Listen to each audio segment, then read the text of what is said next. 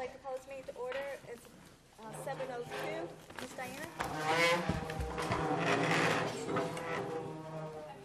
Allegiance to the flag of the United States of America and to the republic for which it stands, one nation, under God, indivisible, with liberty and justice for all.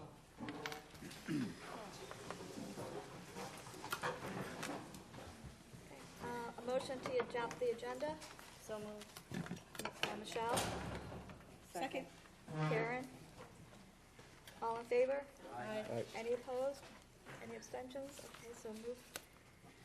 Approval of minutes for April 10th, 2019. So moved. Greg, thank you. Oh, who? Dick. Dick, thank you. Greg, all in favor? Point of order, there was supposed to be discussion. Oh, sorry, I'm sorry. Okay. There's just one thing, for the motion for the superintendent's contract, next to yes, it says 6, next to no, it says no. On the one above, it says yes, 6, and no 1. It's just a typo. Oh, wait.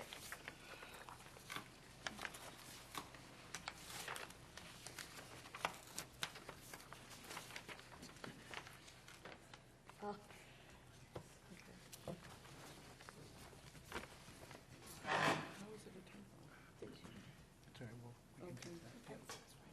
All right, so with the amendment, with the vote, roll call vote, all in favor? Aye. Aye. Any opposed? Any abstentions? Okay, thank you. Oh, I abstained from last month. thank you. Presentations, Dr. Summers, do you want to start? Yes, absolutely. We have a few presentations tonight that we're excited about. We're going to be hearing about a trip to Europe, specifically Italy, and we're also going to hear about social emotional learning. We'll have another update.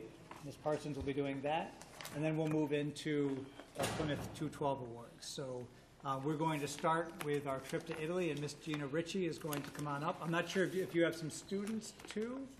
You have one student who was able to make the voyage with you. Probably Italian, right? That's the only one that came back. So, first of all, I would like to thank the Board of Education, the superintendent, for allowing us to go on this wonderful, successful trip to Italy. We have a short movie to show you that was made by one of the students that did go on the trip. It was a wonderful opportunity, so thank you again. And I have two of my students that did go that would like to say a few words. This is Jacob Sapone and Maddie Nasky.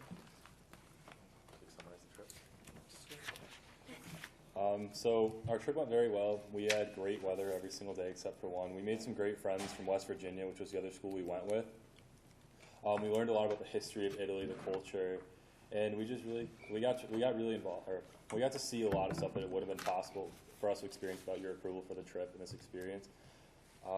It was a great learning opportunity for us. We all came back knowing new stuff about the world around us, the interesting stuff about the history of Italy. Maddie, you're up. I'd like to say that it was a good add to our character. I think we came back a little mature because we had to be a little by ourselves. And thanks to you guys, we were able to do that. Okay, without further ado, we'll show the movie.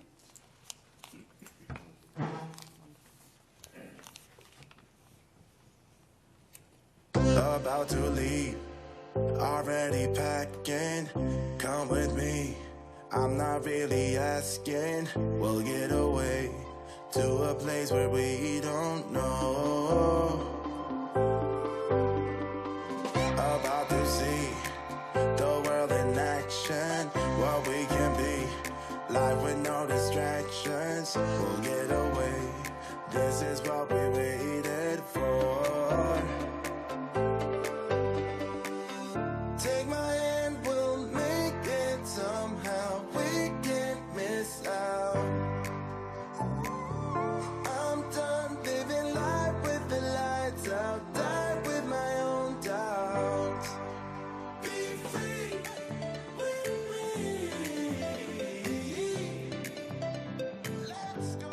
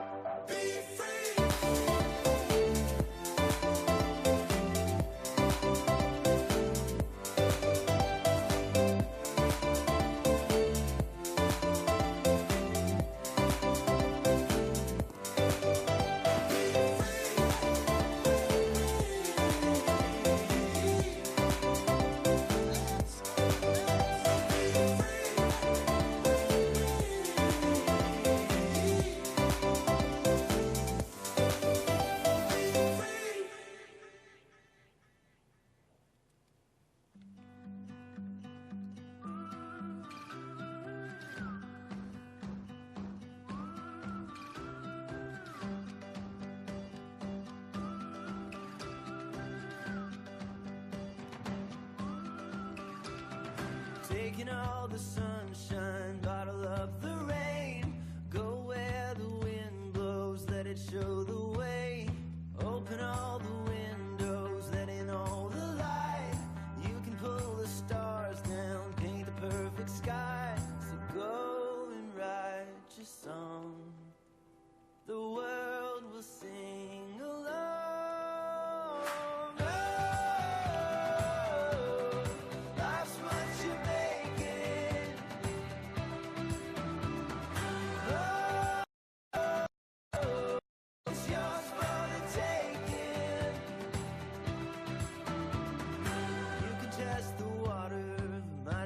Jump in.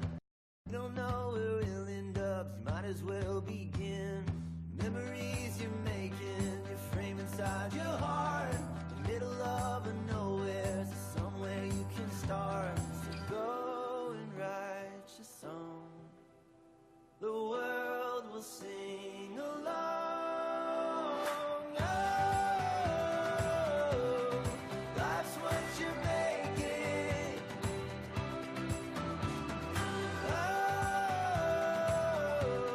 It's yours for the taking. Go and write your own song. All the world will sing along. And when you find your melody, we'll join in harmony. Oh, life's what you're making. Oh, life's what you're making. Baking all the sunshine, bottle up the rain. Go where the wind blows, let it show the way. Life's what you're making. Oh, life's what you're making. Oh, it's yours for the taking. Go and write your own song. All the world will sing along. When you find your melody, we'll join in harmony. Oh, life's what you're making. Life's what you're making. The group selfie. Andrea, make sure you remember your slang. Yes, your slang. That was late. This one was late. This one was late. So I just want to thank our two other chaperones, Miss Susan Glenn and Miss Elise DeCarolis, and it was just a wonderful trip. It was filled with miles and miles of walking. I think one day we did almost 10 miles. The kids have their iPhones and you can track your steps, right? Yeah, 14, so crazy, but we saw so much, and it was an experience of a lifetime, so thank you again. Okay. Thank you. Anybody have questions or comments? I just have one comment for the students. Oh, come back. Sorry.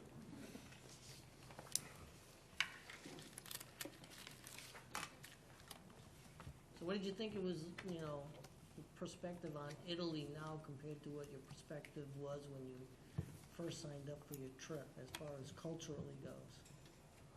Culturally, the food is my biggest perspective change. I thought they ate so much there, but their serving sizes are so tiny compared to here. How about the individuals in the Italians themselves? They're all so nice. Everyone is so genuine there. You'll just walk down the street, if they see you're American, they think it's so cool that you're American. And they'll come up to you and talk to you, they'll talk to you about the country, and the little kids there, when they saw us, and they would go, "Are you from the USA?" We'd say, "Yeah," and they would get so excited to talk to us. Cool. Good job, guys. I do also want to thank the chaperones in particular, because it's a lot of responsibility to take kids that far. I know some people see it like they might look at it as a vacation, but dealing with even really responsible high school kids, it's still a lot of work. So thank you to the three of you guys for taking such good care of our students. And then to the students themselves, I heard nothing but good things about the trip, about how you guys behaved, and just how you acted while there. So I appreciate you being such good dignitaries, not just for Terryville High School, but, as you said, the United States of America. So thank you guys for what you did while you were there. Thank you. Thank you.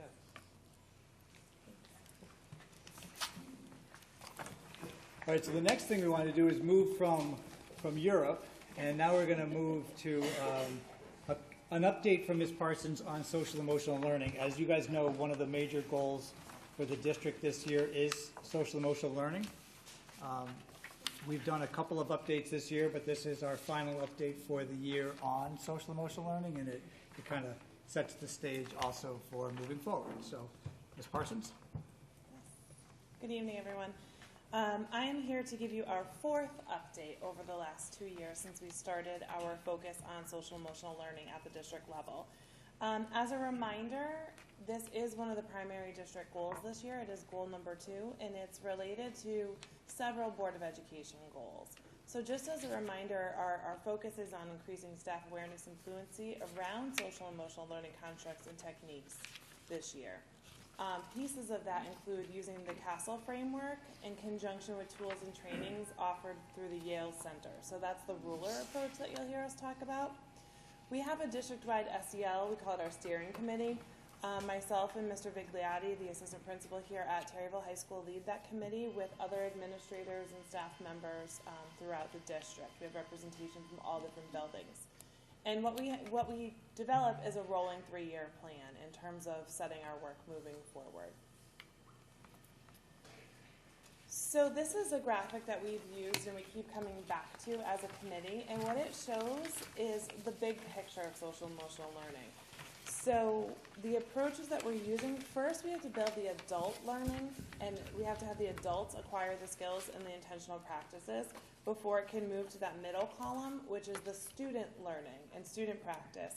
And the ultimate outcome is that positive school and community outcome. So currently, the majority of our work is in the adult learning, and we're moving into now in our second year the student learning piece of this.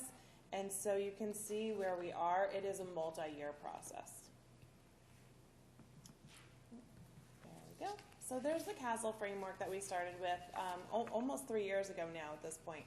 And this is a national model, and it's a national association. The Center for Social Emotional Learning gives us the 5 sort of pillars and 5 components. And what we decided to focus on this year based on last year's survey results was self-awareness and our relationship skills. So right now we have lessons through our second step program, K-8, that are really looking at the self-awareness, and we've asked teachers to start being more deliberate about self-awareness. So self-awareness involves kids knowing their relative strengths and weaknesses and what works for them and how they need to approach tasks. The relationship skills is what we continue to work on through bucket fillers, restorative practices, PBIS, and what we're adding to with the ruler approach. Just as a reminder, I know there's been a lot of traction with this, and especially even bringing it up and integrating it into the other initiatives we have at the district level. And we've talked about it as a board several times. But this is it's a response to intervention triangle, and it shows you the 3 tiers. And we talk about this with everything we do, academic and behavioral. But I just wanted to remind you that what I'm talking about here is a tier 1 approach. This is the core instruction and the climate of our buildings. So this is really what we're trying to embed for all students. There are going to be students where needs bubble up that they need an additional tier 2 and tier 3 support for social emotional learning needs. What we're talking about right now with our plan is how we're attacking it at the tier 1 level. So as a reminder, ruler stands for recognizing, understanding, labeling, expressing, and regulating emotions. And there's 4 main tools. They call them the anchor tools that are part of the ruler approach. So what you see up there from left to right is a charter. And in a charter, we ask, how do you want to feel? What are the actions and behaviors that we need to ensure that everybody feels that way? And then the second tool is the mood meter. The mood meter is a graph with two axes that rank positivity and sort of like severity of emotion. And there's 4 quadrants in which we place our feelings, and we talk about where we are with our feelings and then how do we get to where we need to be for the correct emotion. They call it mood congruent instruction. So if you're debating in social studies, you want to be a little bit high energy, and you might want to be in that red. Whereas if you're sitting down to take a test, you might want to be more in the blue. You want to be calmer. So those 2 tools we've introduced to our staff this year, and those 2 tools will be introduced to the students next year in 1920. The additional 2 tools, which are the meta moment and the blueprint, will be introduced to staff next year and students the following year. So you can see how we're systemically laying out the tools and trying to embed this so that staff and students will still have the same common knowledge and the use of the 4 tools by the end of 2021. So the meta moment is really talking about what does your best self look like? What does it look like when you are performing to your optimum ability? And if you're not, take a break, take a moment, gather yourself, picture that best self, and try to get yourself there. And the blueprint is really something that is using conflict resolution. Conflict resolution among staff, among students, among staff and students, and it ties right into our restorative questions that we use and the second step problem solving framework. So I wanted to share the trainings that we've done. Over last summer, we sent an administrative team to a training and then followed up with the second half of our admin team in the fall of 2018. Advance was gracious enough to host a training, so all of our current admin team has had ruler training. We brought that back and we were able to turnkey it excuse me, to all staff at the August and November PD days. And then there's additional choice sessions that were offered in November and March. And principals have been using faculty time and team meetings throughout the day to also introduce and talk about these tools, but then reinforce them. We do things called charter check-ins, or we'll begin a meeting by checking in on the mood meter and asking everyone to plot where they are currently at that moment. We've also attended SEL councils and regional forums as they arise, and we do have some teachers who continue to go to the restorative trainings that are offered free through the State Department of Education. So some of the examples that I wanted to show you from our schools, as I've mentioned, the focus this year has been on training the staff with the ruler tools, but we are still working with students, as we always are, to improve their self-awareness and relationship skills and just overall SEL. So some of the ways this has trickled down to the students this year is that you'll see Mr. Vigliotti took a team from Terryville High School to the School Climate Summit. So in the Berkshire League, they've put together groups from each school, and they come together and they talk about how to make their school a better place to be. There were sessions on kindness projects and diversity and being open to new ideas, and also events to promote spirit within your school. So that was just about 2 weeks ago, I would say, at Lewis Mills, and I think we're up to host next year. So we should be having one of those school climate summits here. And then these 2 pictures are examples of the second step curriculum in action. And what you'll see is there's actual videos and pictures of real social situations with age equivalent peers. So this looks like it might be about a 2nd or 3rd grade classroom. And you'll see reflected up on the board is a situation with similar level students.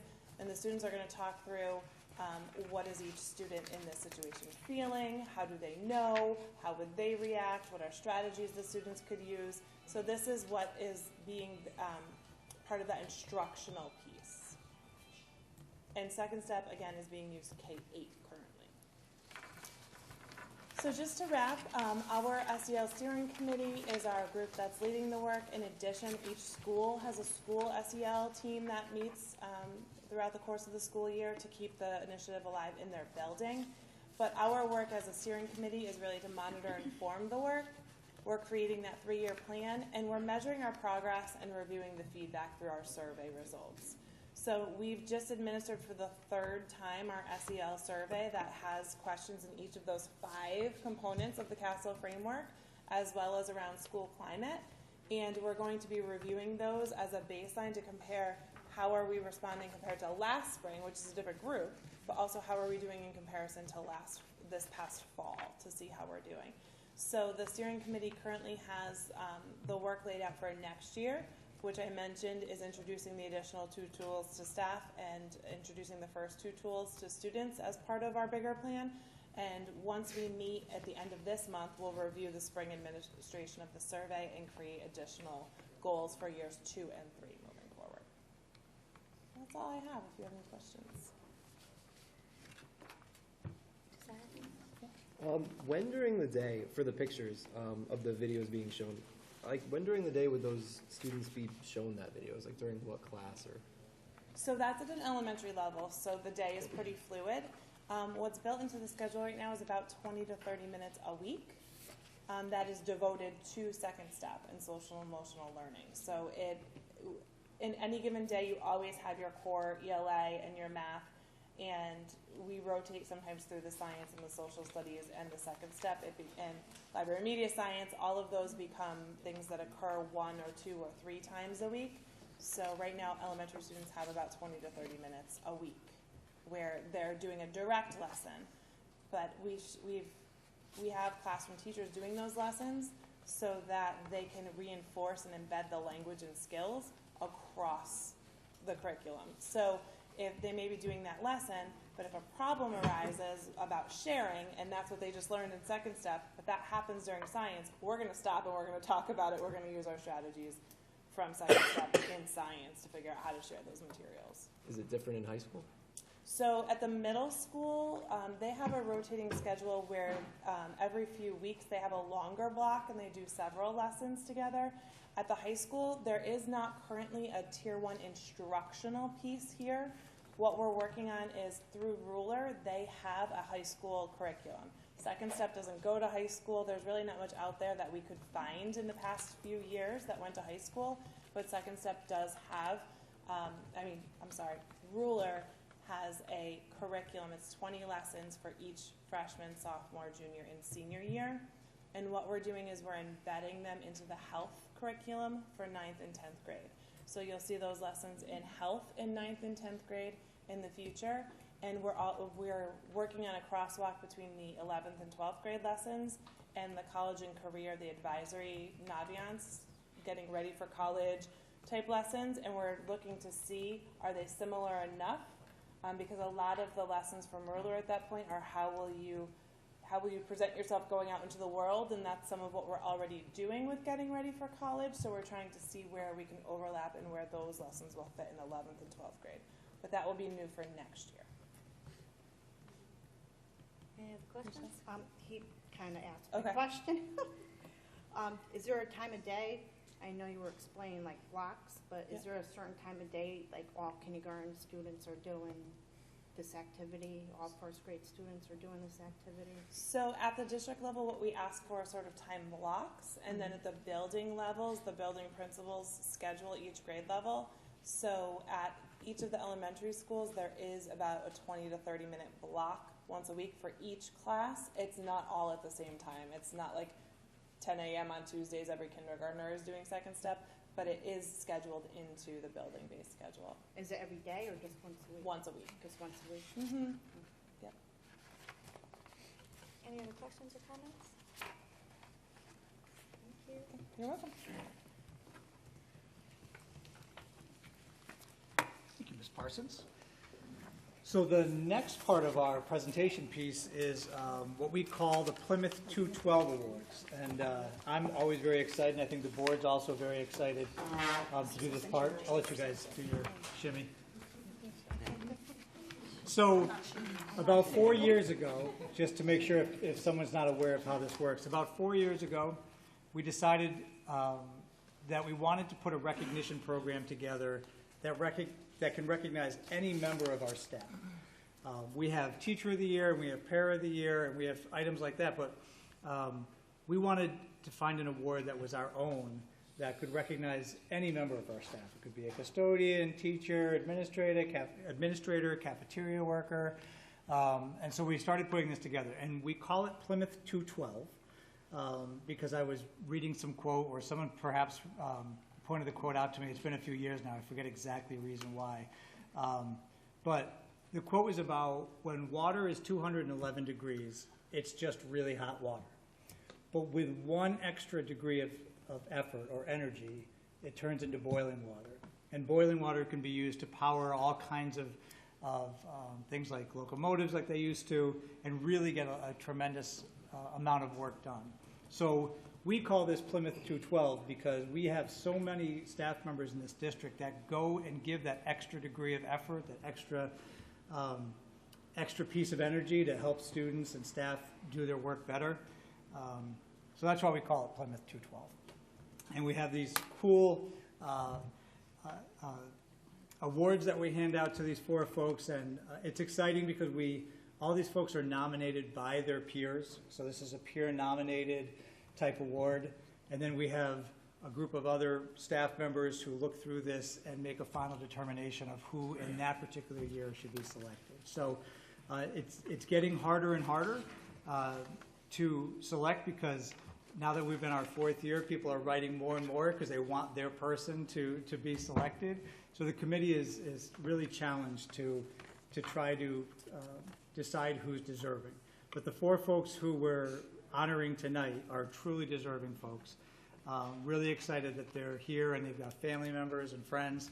I see a number of staff out in the audience too who are here to, I presume, to support their folks. So what we're going to do is I'm going to call up the principals one at a time, and they're going to call their person up, and they're going to say some nice things about that particular person. And then that person will come up and get their award from the leadership of the board, stand up here and look pretty for the next, until all 4 folks are done.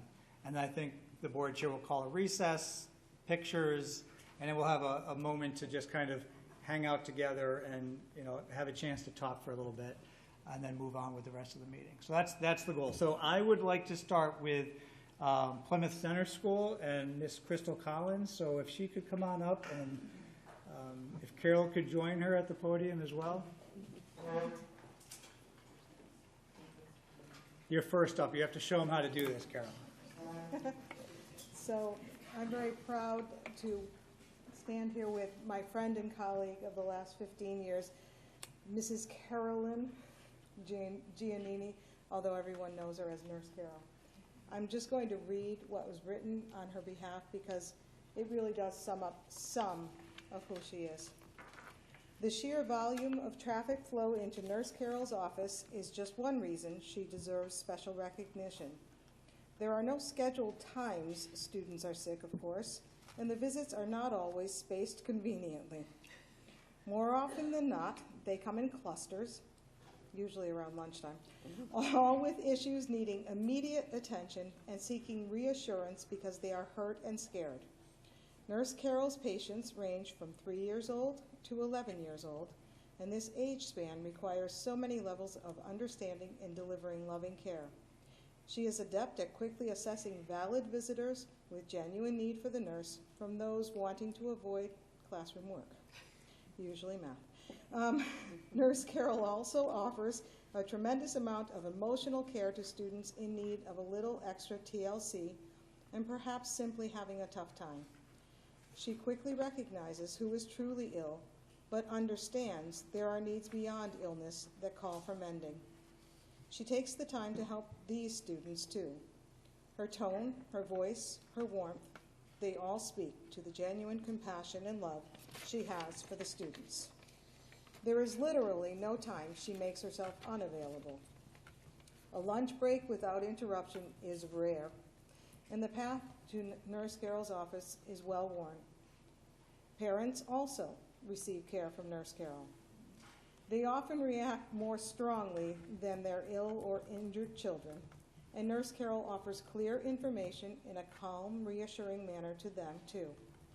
She is sometimes on the receiving end of anger and accusations and must deliver accurate information without becoming upset or taking it personally. Her skin must be thick, so to speak. I have witnessed her talking many parents off a panic ledge with enormous patience and skill, frequently with no warning nor preparation, usually right around 8:33, I'd say. Carol is the coordinator of the district nurses, overseeing issues and needs ranging from student-related to supplies to policies and procedures for all of the schools. She is a resource for all of their situations, spending a tremendous amount of time on their questions and concerns in addition to ours here at PCS. She extends her time to help without hesitation or complaint. I have to imagine if a tally was kept of the questions Nurse Carol answers on a daily basis, it would reach triple digits several times over. Students, parents, staff, she is always so knowledgeable about any health-related issues and takes the time to fully explain the information and offer suggestions. She follows up and genuinely cares. To say she goes above and beyond is such an understatement. Nurse Carol is a huge resource for all of us.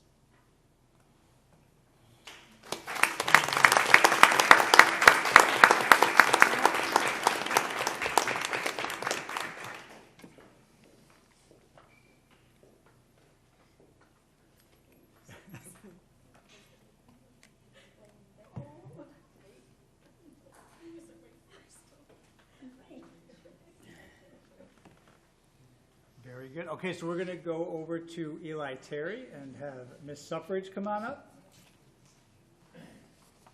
And of course, Carol. We were going with a theme today. We were going with Carol. Good evening. It's an honor and a pleasure for me to speak to you this evening about Carol Saraki, the recipient of the Plymouth 212 Award, who happens to be one of the hardest working employees we have in the district and the most beautiful person I know. Mrs. Saraki's primary role is at Eli Terry, the school librarian. You'll find her handing out and collecting loaner Chromebooks, assisting students in finding just the right book. She organizes and meets with students to prepare them to deliver the morning announcements. She is in charge of the Student of the Month program, and she teams up with teachers to engage students in activities and events that enhances their learning. These are just to name a few of the many things she does for us. What makes Mrs. Saraki special is her ability to connect with every member of our school community. Katie Brumagem, an 8th grade student, commented on how Mrs. Saraki has impacted her middle school experience, and I quote, "I have known Mrs. Saraki for 3 years, and she has been exceptionally kind to me. She is always positive and always wants to help me. Last year, I had to sign out a loaner Chromebook, and I forgot to take my keyboard cover off before returning it. When I told Mrs. Saraki, she went to all of the classes and asked every student who signed out a loaner if they had it. It made me feel really good that she would do that for me." Mrs. Varicello, our math coach and most recent addition to our school family, shared this about Carol. "Since I work in close proximity to Carol, I get to see all of the little things that she does. She runs the book fair, she arrives early to handle the announcements, and she volunteers to help sell tickets and refreshments at the school play. She also fills in a pinch when we are short-staffed. In my short time here, I have witnessed Carol go above and beyond the expectations of her job every day. She is part of what makes ETJMS a great place to work and attend school. I am extremely fortunate to have Mrs. Saraki on my team. I am so proud of you, and she is deserving of this award."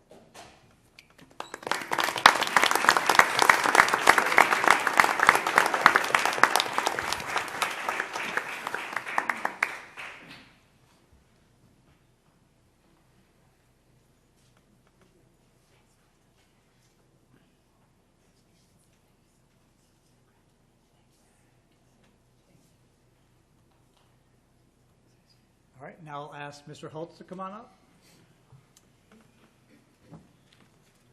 Good evening. Good evening. I wanted to first wish everyone a happy Mother's Day that's coming up. I want to make sure that's on TV, so when I get on Sunday, at least I didn't forget now. And happy Teacher Appreciation Week, too, for those that are in the profession. It's Nurses Week, too, just for all of you. I'd like to invite up Mrs. Elise DeCarlos first, who I will say is so committed to the 212 Award that while helping the students put on the friendship tea this morning, may have run some water over her hand that was above 212 degrees. So we could have used a nurse earlier today, but she plowed right through and the service went on as planned. So For those that don't know, we had hired Ms. DeCarlos about 4 years ago or so to be a math teacher. I think she probably put more time into being certified as a math teacher than she actually taught the subject. We were looking for a family consumer science person that could take over when Ms. Rio retired.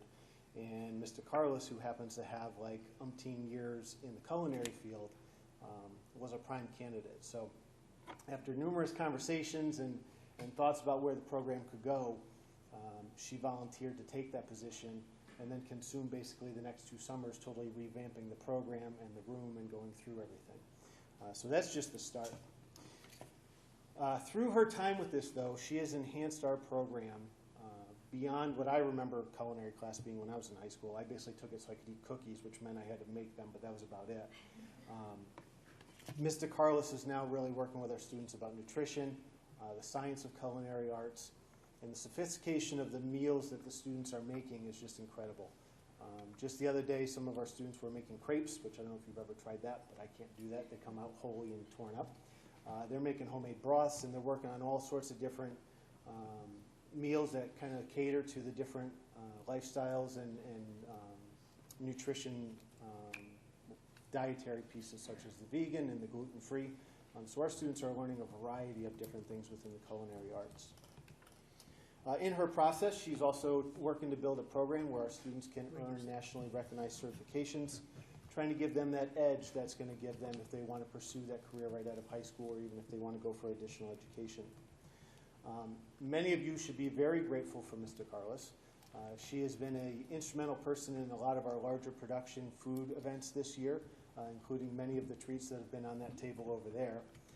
Ironically, she was asked if she would make the dinner that was served earlier tonight before we had identified this, so thank goodness that she said no. That's like her greatest weakness, is she never says no. But with the friendship tea today, she felt like that would be too much, and I'm glad that she did say no, because that would be weird if you had to make your own dinner. That'd be like Mother's Day at my house. My wife has to make the dinner. But she has been, around the holiday time, she made about a bazillion different gingerbread man cookies, all decorated for the business partners. So we had nurses and doctors and workers. She was instrumental in the Leo Club and the Boy Scout Pasta Supper fundraiser. And again, the friendship tea, which was a huge hit this year. It's been always an enjoyable event for all the community, including our students and our seniors. But I would say that there was even a step up above today. I do want to read a couple things that were said, though, through her letter of recommendation for this.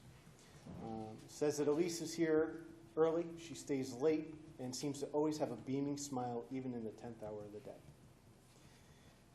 Elise has always had students with her during her prep, before and after school, and during many of our events. They gravitate toward her positive attitude, her tough but loving nudge to work harder, learn more, and expect more from themselves. Elise is a powerhouse, the value added to our school, and she is several degrees hotter than boiling water. So Elise DeCarlos, congratulations.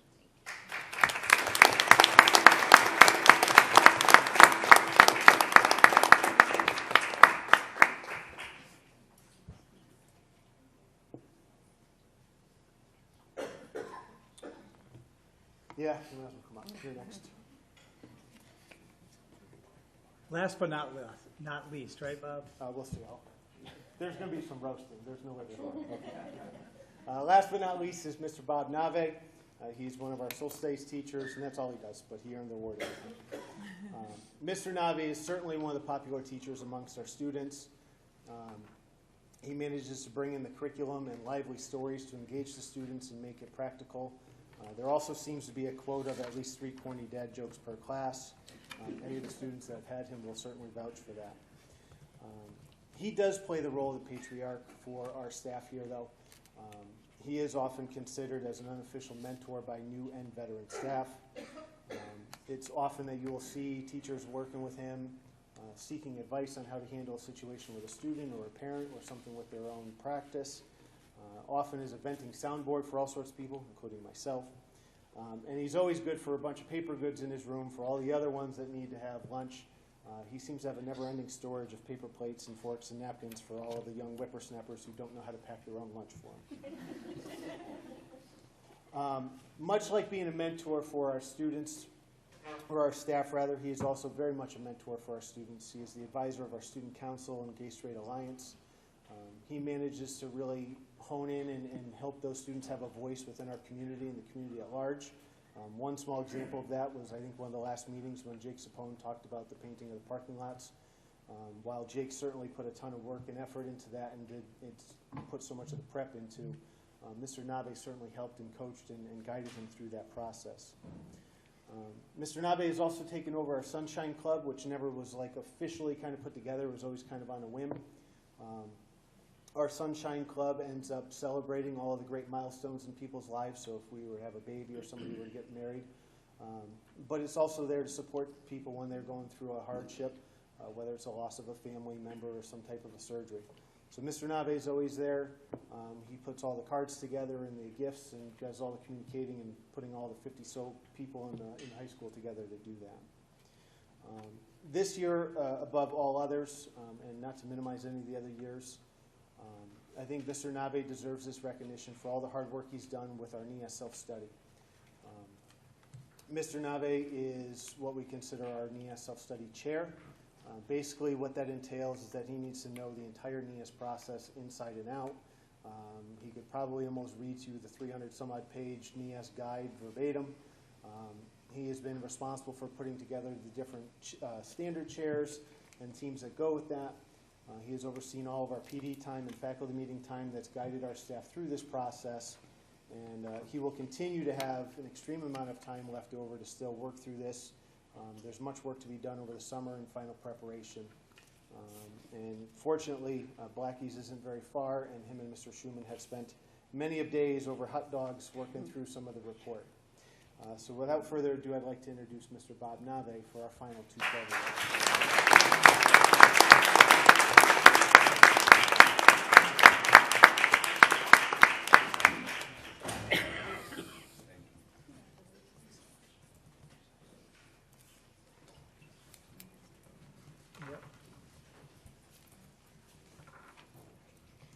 So at this point, I'm going to call a recess, so that will bring everybody up for pictures so you guys can get cameras ready. So I have a motion at, it's 7:43 or 7:46. So moved. Second. Greg, all in favor? Aye. Any Aye. opposed? Any abstentions? Okay.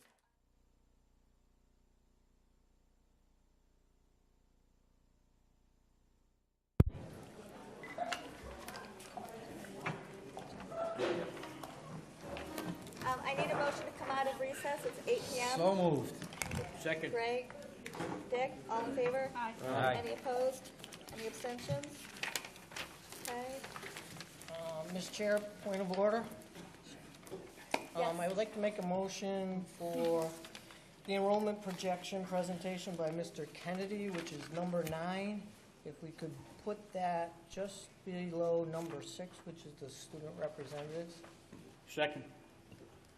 Dick, okay. Any discussion?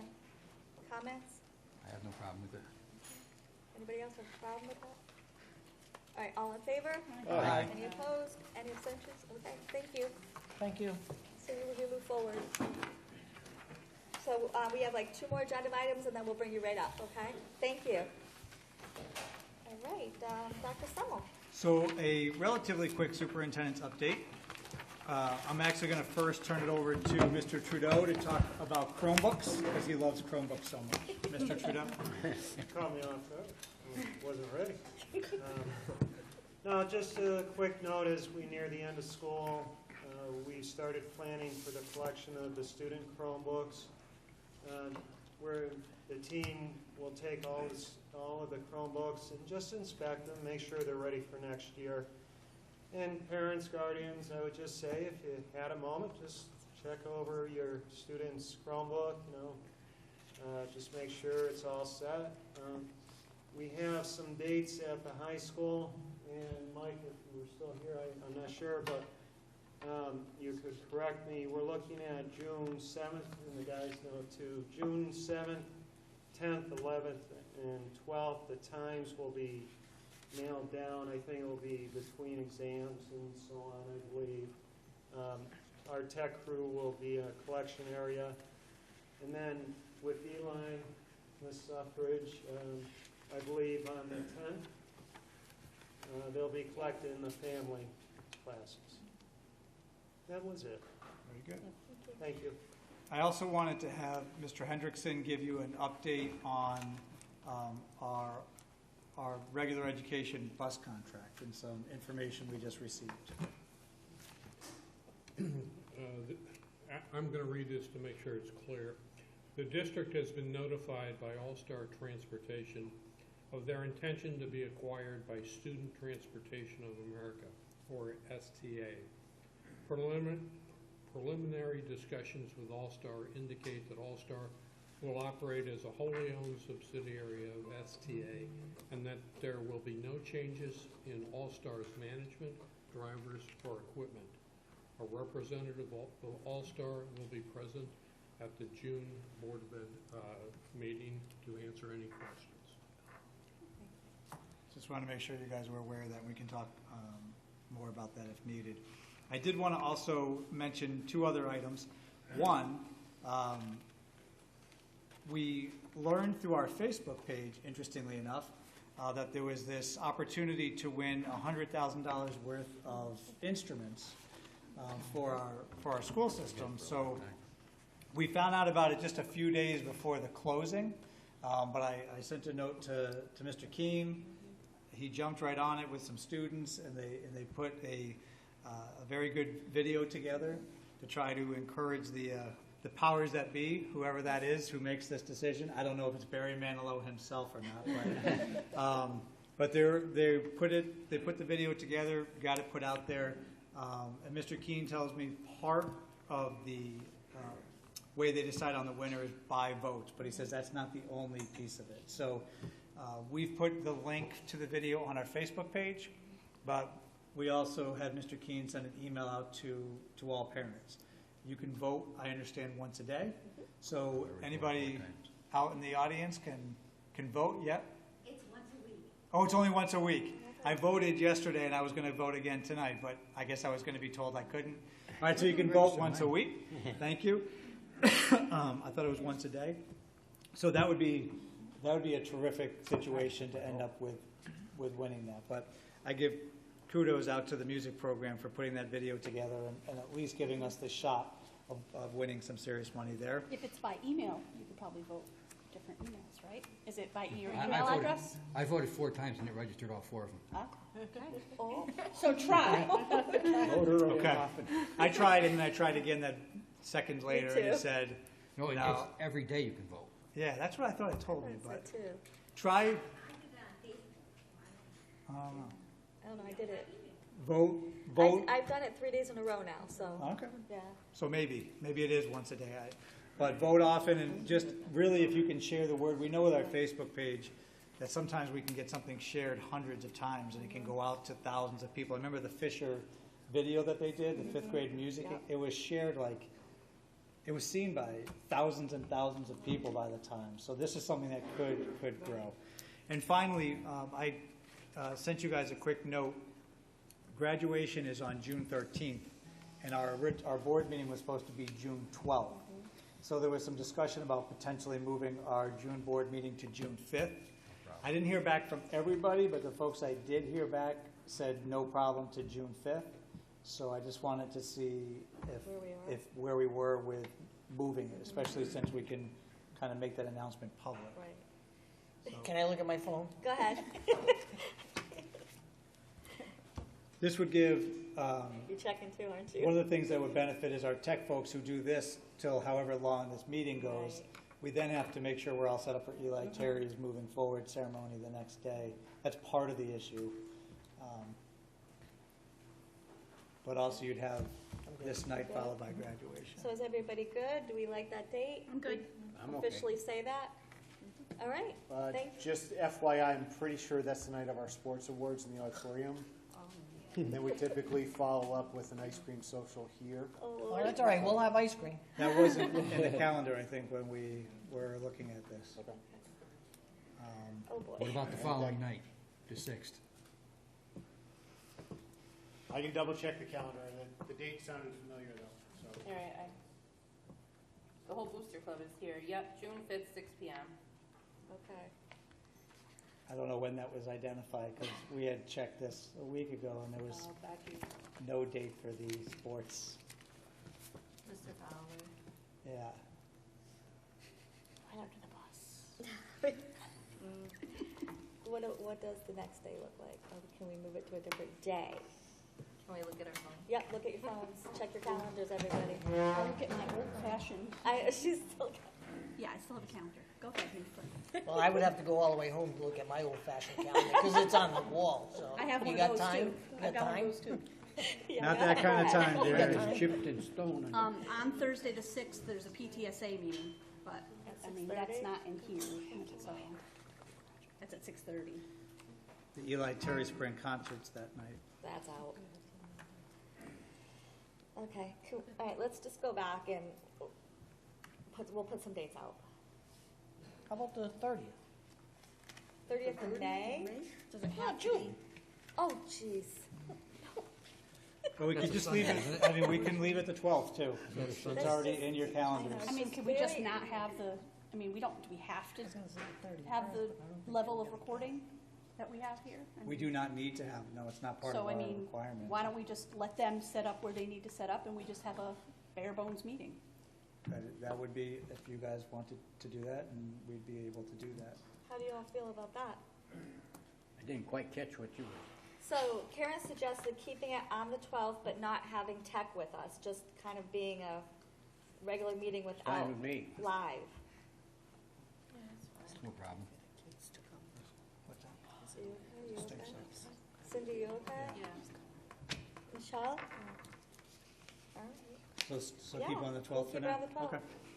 I wanted, So you guys can do what you need to do for Eli and the high school, and we'll just hold our meeting. All right, so we'll just have to, again, general public, we will not be live next month, but our minutes will be posted. Yep.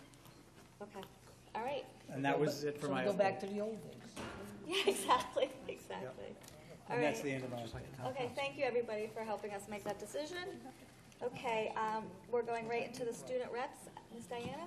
Okay, so May, busy time. So right now we are in the midst of AP testing, which means there's a lot of last minute studying going on and a little more stress than normal. But so this year with our inclusion of AP Government, we have sophomores, juniors, and seniors taking tests, and sophomores are taking AP Biology tests. So we have a little bit of the whole school busy this week and next week, and hopefully our students will get some college credits, which is really cool. Last Friday, May 3rd, we held our annual career fair, and students had the opportunity to make their way around the gym and meet reps from a bunch of different types of careers and professions and just different kind of interests, literally from like dance academies to pilots. Like there was a little bit of everything. And along with our students, we were able to have 8th graders from ETJMS come up and walk around, and even students from other high schools, which was really cool. They were able to all come and explore the booths, and it was an awesome way for kids to explore the different possibilities for their future. Terryville High School had the opportunity to send a group of students for the 3rd year to the Cheshire Leadership Conference, and students had the opportunity to go collaborate with other schools and develop their leadership skills throughout the day, and they all had a lot of fun with it again. On May 1st, a group of students got together to celebrate their successes and successes of each other by chalking up their parking spots where they're going to college, and it was very cute, and even though it rained a little bit after, it didn't last very long, it was still a nice thing to do. Also on May 1st, Mr. Perkins and Mr. Fuller, our construction teacher, took a group of students to a day-long conference, and they learned about the different industry positions within like construction and that field, and they even got to try a number of machines and tools, which was really cool. And it was altogether a great opportunity for the students that don't follow kind of the typical college path to find some things they might be interested in to the future and to make some potential connections, because they were able to meet people for even job opportunities or like internships, which was really cool. Well, for the there's the winter concert for band and chorus on May 25th at 7:30. It's their last concert of the winter concert. Yes, in winter. Spring concert. And it's their last concert of the year, and I know that they've been working really hard on that. And then, as mentioned earlier, the foods program had the friendship tea thing this morning. And last year, around 80 senior citizens ended up showing up, so it's a really, really popular and successful event. And it's a good way to have high school students and senior citizens have that type of connection. And then yesterday, we had the mock DUI to raise awareness for the harm that comes with drinking and driving. It was a harrowing and educational experience that was eye-opening for students, and Diana was the main character of the mock DUI, and she did a really good job. This was in prospect of the prom coming up on Saturday at 5:30 that students are incredibly excited for. Then there are several programs. Last week there were several programs for juniors, including the College Knowledge Night, which I went to, and it was a fantastic event. They did a really good job of giving information for colleges and clearing the air a little bit and what a lot of students don't really know about applying for college. And we also, I think that morning, had representatives from a community college, and then 2 state colleges, UConn and Sacred Heart, and I think Naugatuck Valley was the community college. They were informative and helpful, and also helped in clearing the air for a lot of students that don't have a complete understanding of college and what it entails. And then the juniors hosted the annual Terryville versus Thomaston staff basketball game. It was a fundraiser they host with the seniors in Thomaston, and it was successful not only in the fundraising sense, but also because we won. And that was pretty cool. We won by a point, so I guess that was pretty, it was a nice accomplishment. And then this week is Teacher Appreciation Week, and so Student Council made cards for all of the staff at Terryville High School, and the FBLA made bags of candy for all of the teachers. That was pretty nice. And yeah, that's all I got. So a few of the Leos went to the annual mid-spring convention at the Red Lion Hotel in Cromwell last Saturday. And they had a presentation, or we did a presentation about backwards planning, which me and Diana have found very helpful in our years with Leo. And we got to share that with the other Leos there and kind of help create events and think about events in that pattern, I guess. And on May 31st, the seniors will take their annual class trip to Holiday Hill, where they will spend the day on inflatables, swimming, and having fun before they graduate. And the spring sports teams this year are all pretty much struggling with numbers, which kind of had an effect on their outcomes this season. But I know a lot of them have been, like, the people that are playing super hard. And the baseball team has a night game on the 14th of next week and the 16th. And Pep Club will be holding our last pep rally of the year on May 20th, and the theme will be neon, so that's going to be really fun. And the Week of Kindness was held the week before April break, and the student council members and the whole entire school wrote notes of kindness that we sent to each other and put around the school.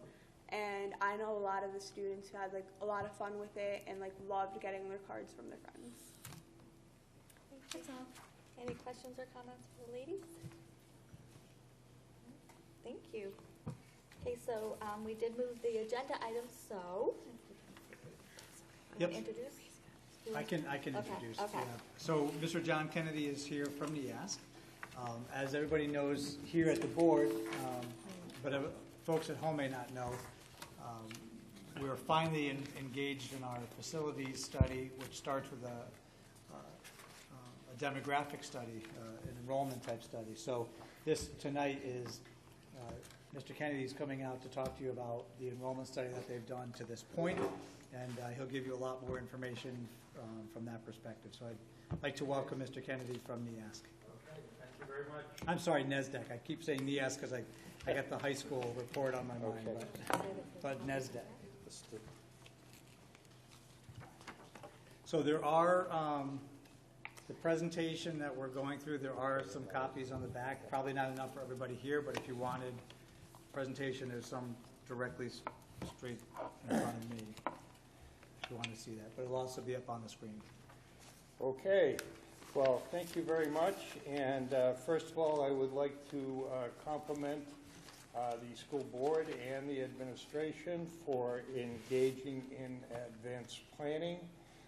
That's a very key piece of any operation, and it's also very, very important, we find, that advanced planning take place before any decisions are brought forward. Just briefly, a little bit of information about NESDEC, New England School Development Council. The organization has been in operation for 70-plus years.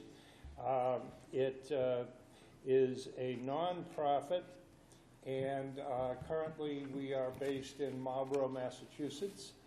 This year we have approximately 250 member districts who are part of our organization. And of those, and I mentioned this at the earlier meeting, many of the districts have been members for over 10 years.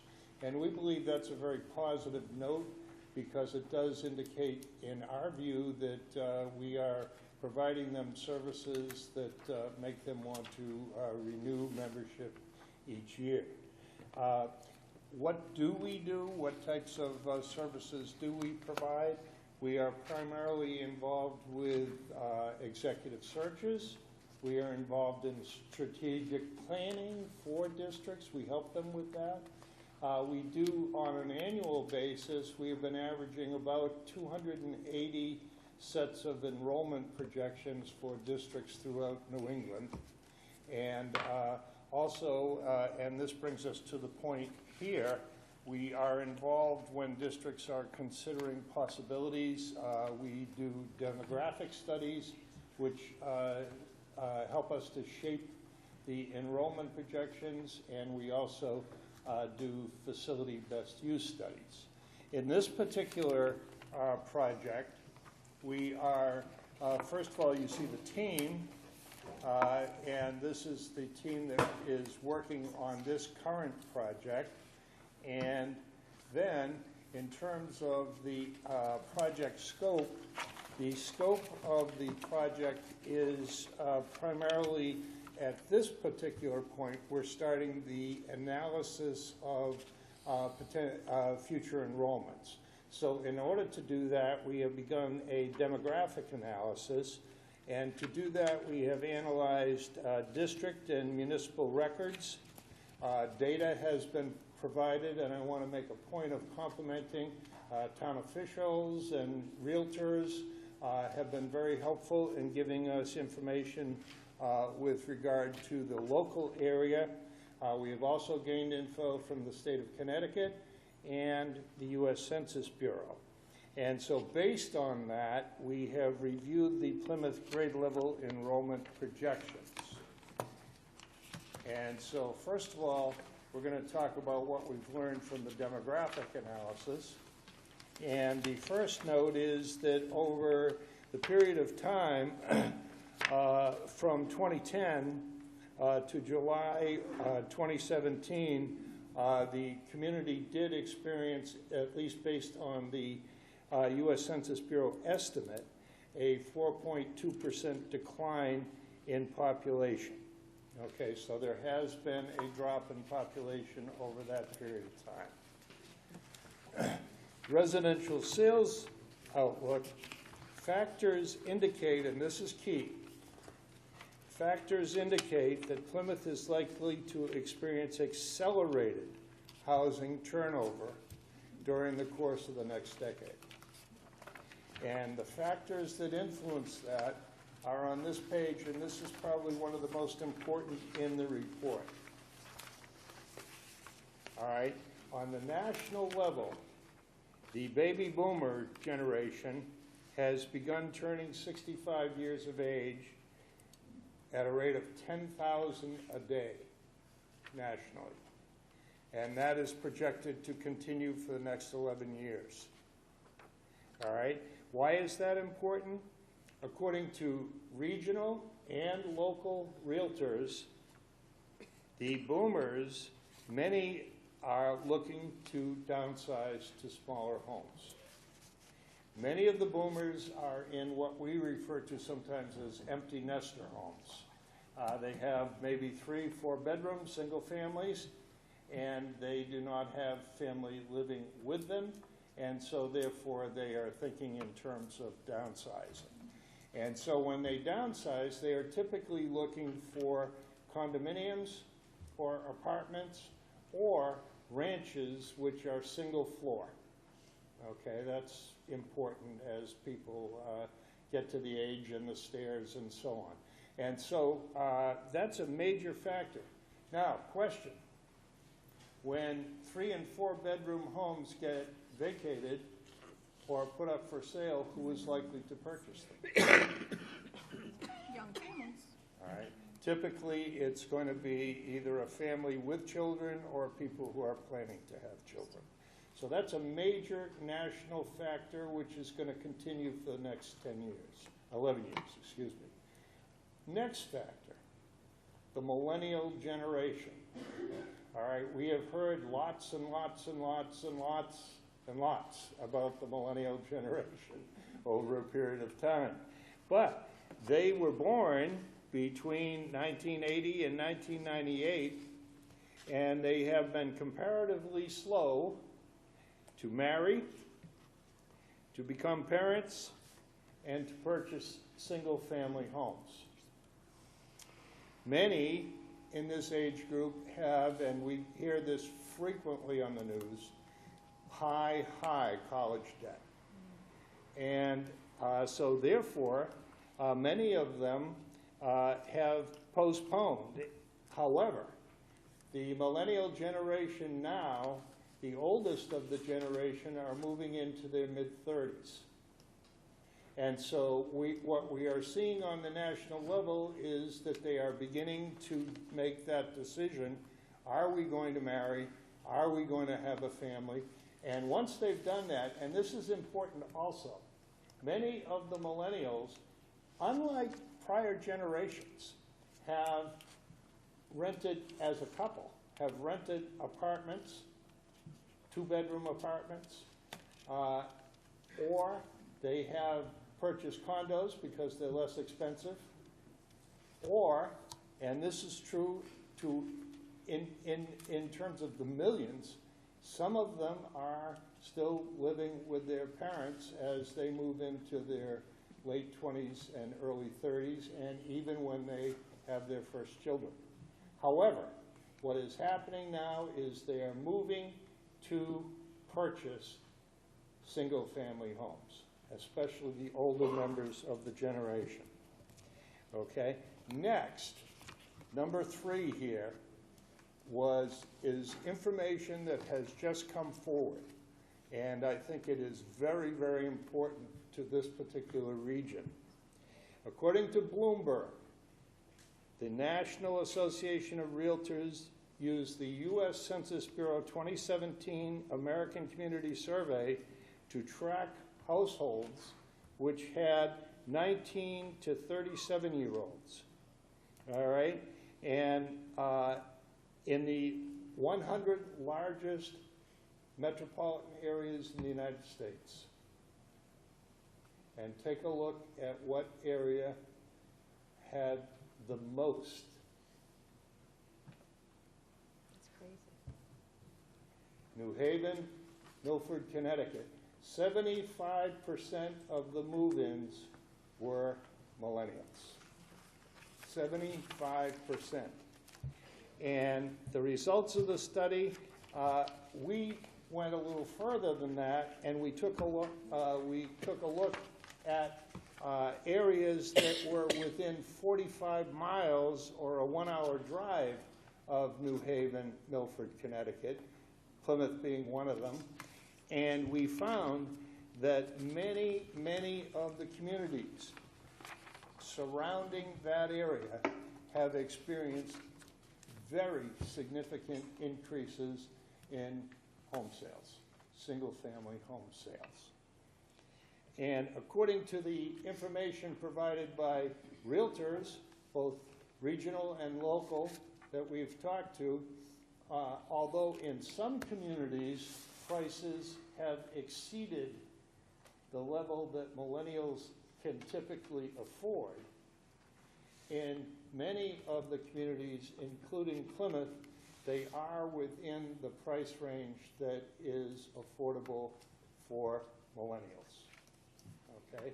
That is a major, major factor. Plymouth, the median single-family home price last year, and this is according to the Warren Group, who we use as a resource. They gain information for Connecticut, Rhode Island, and Massachusetts. The median Plymouth price last year, 2018, was $175,000. The range that millennials are typically looking at is 220 or below.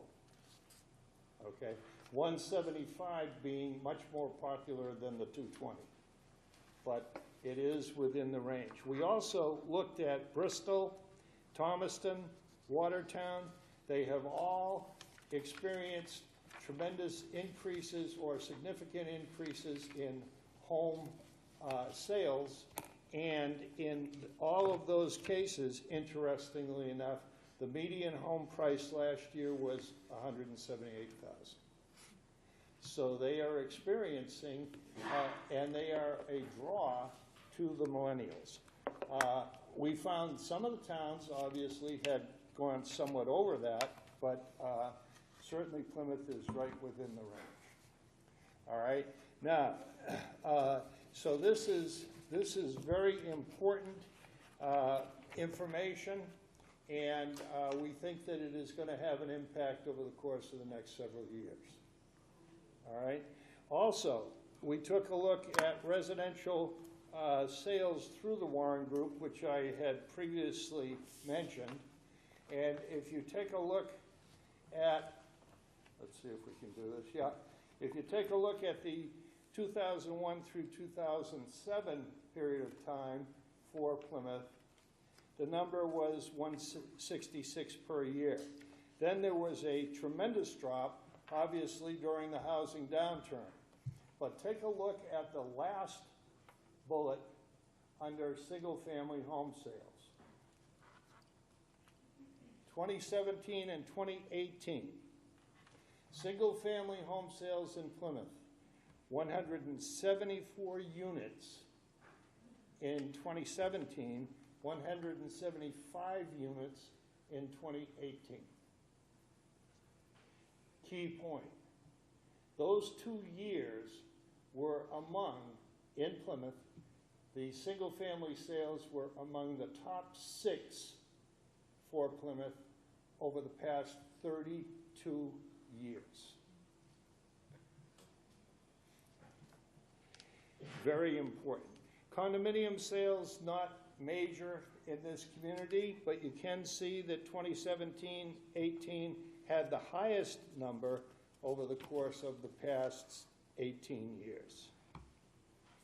Lastly, median, look at 2018, median single-family home prices reached 175.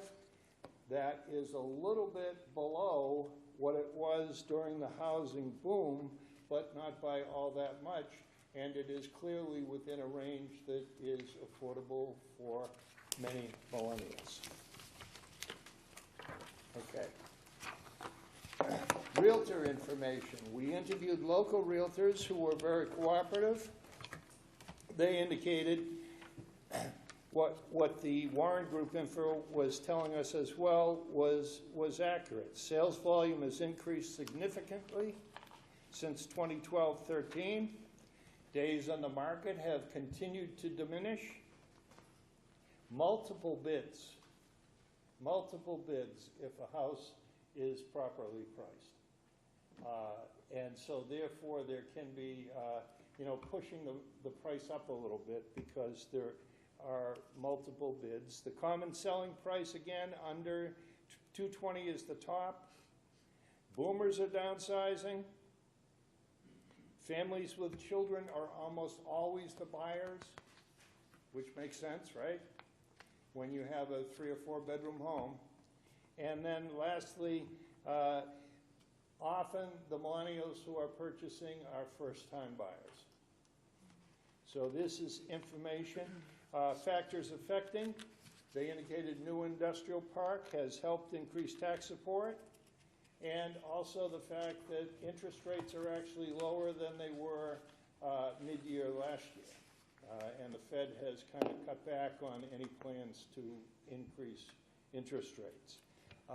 They did note, even though it's not all that great a distance, the commute to Hartford can be difficult, and I'm sure everybody is aware of that. And the 84 construction adds to that, so 84 West. Next, all right, we go to information from the Plymouth Planning Department, and we talked to the town planner, and key in terms of limiting future growth to a certain extent is the fact that no new single-family subdivisions have been approved, are under construction, or are awaiting construction approval. Apartment projects, there's only one, and that is the Prospect Street School, which has been approved but not moving forward as of yet. And so there are still some questions tied to that. But if it does go forward, it has 28 units in the existing building. They are 1 and 2 bedrooms, so only some of them would be suitable for family. And then the additional, on the field space, there would be another 30 units, and those would also be 1 and 2 bedrooms. However, the planner did mention to us that some of those would also have a loft, which could potentially be converted to another bedroom area. Okay, no condos have been approved or are in the pipeline. And the planning department, when we asked them, did not have any information in terms of factors that would either accelerate or impede future construction in terms of factors that were in the works. Typically, we ask coming or going of a major employer. Number 2, is there commuter rail expansion or access?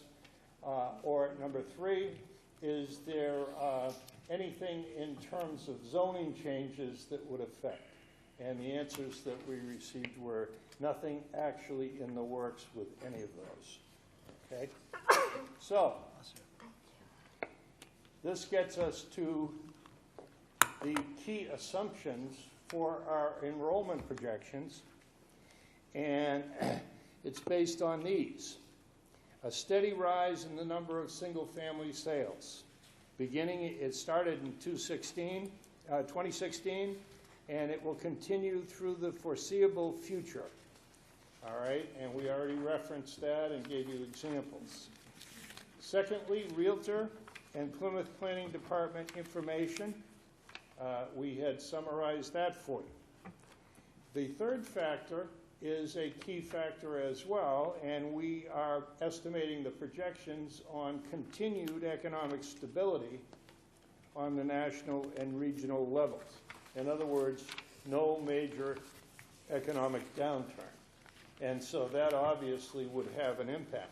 It is important to note, however, and this is something that I wanted to be sure to mention, when we do a facility study, facility best use study, and we couple it with enrollment projections and provide the district with options to consider, when we consider the options or move them forward, we strongly advise that the district maintain a 10% capacity cushion with regard to capacity versus enrollment. Because obviously, over a period of time, especially if a district is making any changes in space utilization, it is very important to make sure that that takes into consideration the fact that there can be fluctuations in enrollment because there could be changes in some of the assumptions upon which the projections have been made. So we find the 10% capacity cushion is a safety valve that most districts consider to be important when they're reviewing options. Okay? All right. Now we get to what does the enrollment situation look like? And this is difficult for folks to see, I'm sure, but I'm going to point out the things that I think are most important on it. And as I mentioned to people earlier, my wife always advises me, please don't read that to them, as we have about 900 numbers here. But the key thing to take a look at is take a look at the enrollment history, and if you take a look at K through 12, over the 10-year period, the last 10 years, enrollments K through 12 dropped by 431 students. So there was a significant enrollment decline. Where did it take place? The bulk of it took place in K through 8. Okay? The high school enrollment declined also, but by K through 8 was 290 students. The high school was 141 decline. And so that made sense because there was a significant downturn that occurred at the beginning of the economic downturn. Sales dropped, births dropped, so on and so forth. And so now we're many years out from that, and therefore near the end, the decline would have been in K through 8, and that clearly showed up. All right? So the next thing we look at is just a graph which shows what happened. All right? And you can see that it was a very significant year-to-year decline, very few upticks along the way. Now, next question. What does the future hold? So if you take a look at the enrollment projection, there is a projection, there is a projection that shows a continued decline, okay?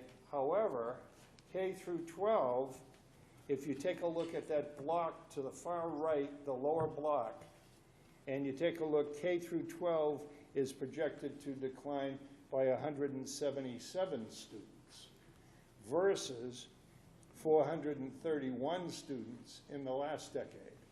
So is enrollment going to decline continually? Yes. Is it going to be as large a decline as the district experienced in prior years? Our projection indicates no. And where will the decline occur? This makes sense. The bulk of the decline will be in the upper grades because that's what had taken place and they are moving forward, all right? So you're going to be seeing that impact. The grade K through 5, however, okay, if you take a look at K through 5, that's in the yellow, the decline is projected to be only 47 students.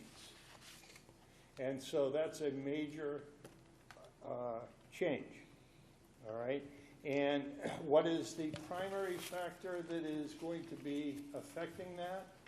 We believe that it is the statistical information that we provided to you, remembering single-family home sales the last 2 years, among the top 6 in the last 32 years. And single-family home sales are 3 and 4 bedroom, and we already talked about who typically is going to purchase them. The other factor, the millennials have picked this section of the country as the one that they consider to be most appealing to them, because there are jobs and there are home prices that are in what they consider to be, many of them consider to be a reasonable range. Okay? Now the rest of this is just support information, and so this is very similar to what I showed you with the historical enrollments. And you can see them pretty much leveling off as we get out to the last 4 or 5 years. This is a comparative analysis or historical analysis and projected. So you see both the decline in the historical and you see the much more gradual decline in the projected.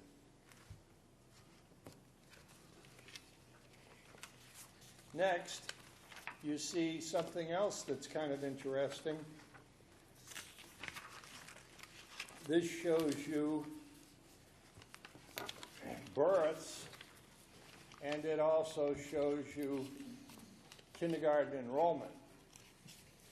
And what has begun to occur is that kindergarten enrollment and births are now very close.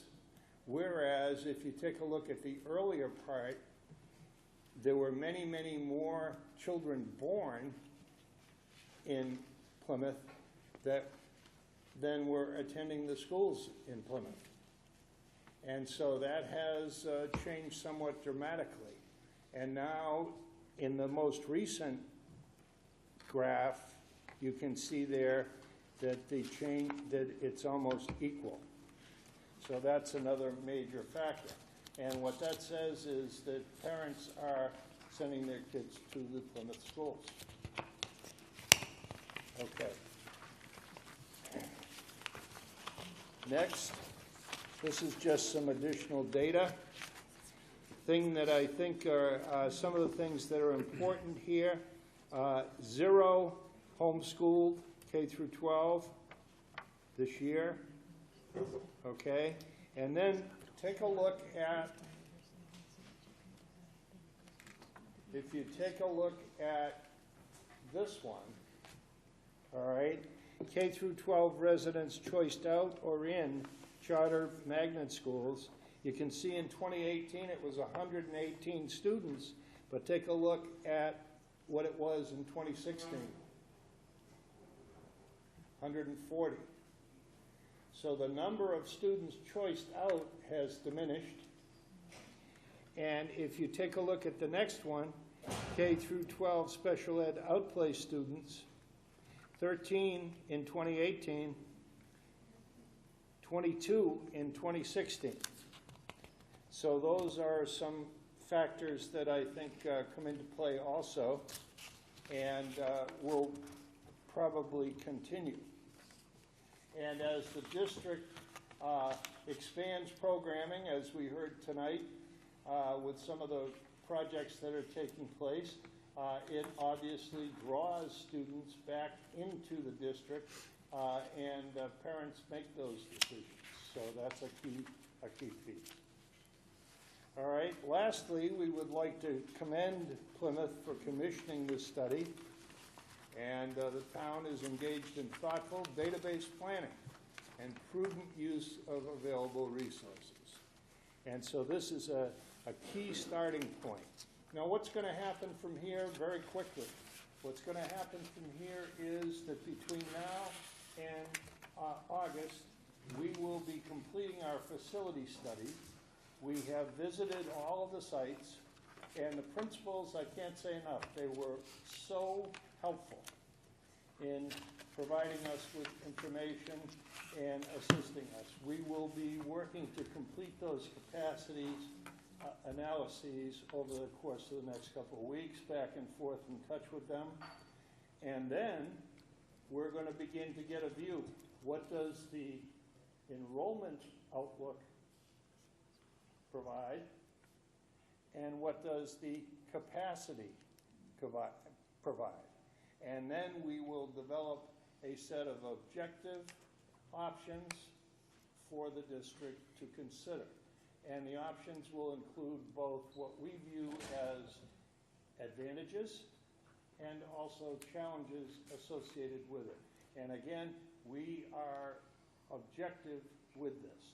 I do want to mention with the capacity analysis, we do a different approach than architects do, in the sense that we are talking to the building principals, and we're talking in terms of scheduling a facility as a principal would to take care of all issues. And we find that that is highly effective, as opposed to just saying, okay, the building has, whatever number of square feet, because you don't know how the square footage is used. We went to one up in New Hampshire, a school up in New Hampshire, and they had probably the biggest entry area I have ever seen for square footage, but you couldn't instruct there. But that was included in the square footage of the building. So we try to make sure that we're talking in terms of capacity for programming needs. Okay? So that wraps up the preliminary report. We will be doing another analysis before August, obviously, because some factors could change, and we want any decision making that the district makes to be based on the most up-to-date enrollment info. Okay, so we will do that and just check back with our sources and make sure there have been no major changes.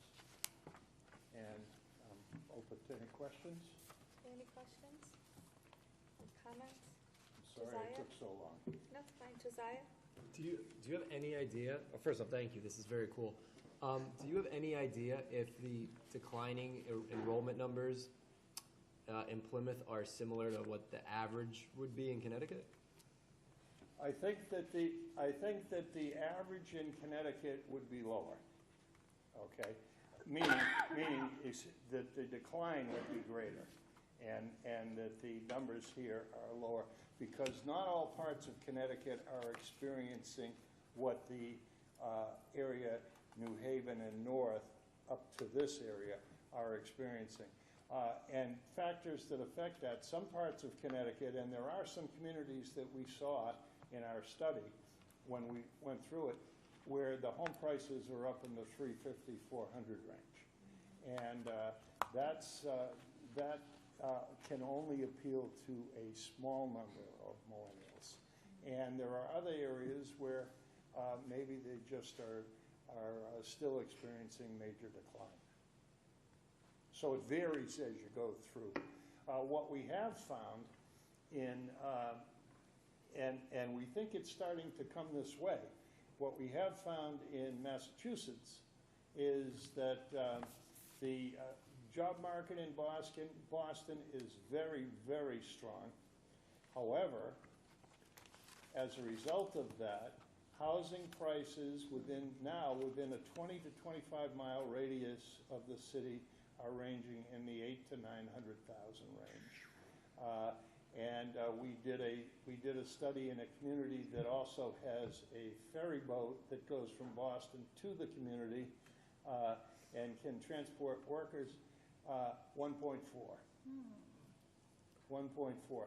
So what's been happening is more and more we have seen housing prices in Rhode Island begin to go up because they have commuter rail to Boston. And so I think you're seeing that this is a similar kind of situation where there are jobs available and there are more affordable housing is available for the millennials, and the millennials are a bigger generation than were the boomers. So I think it's going to continue.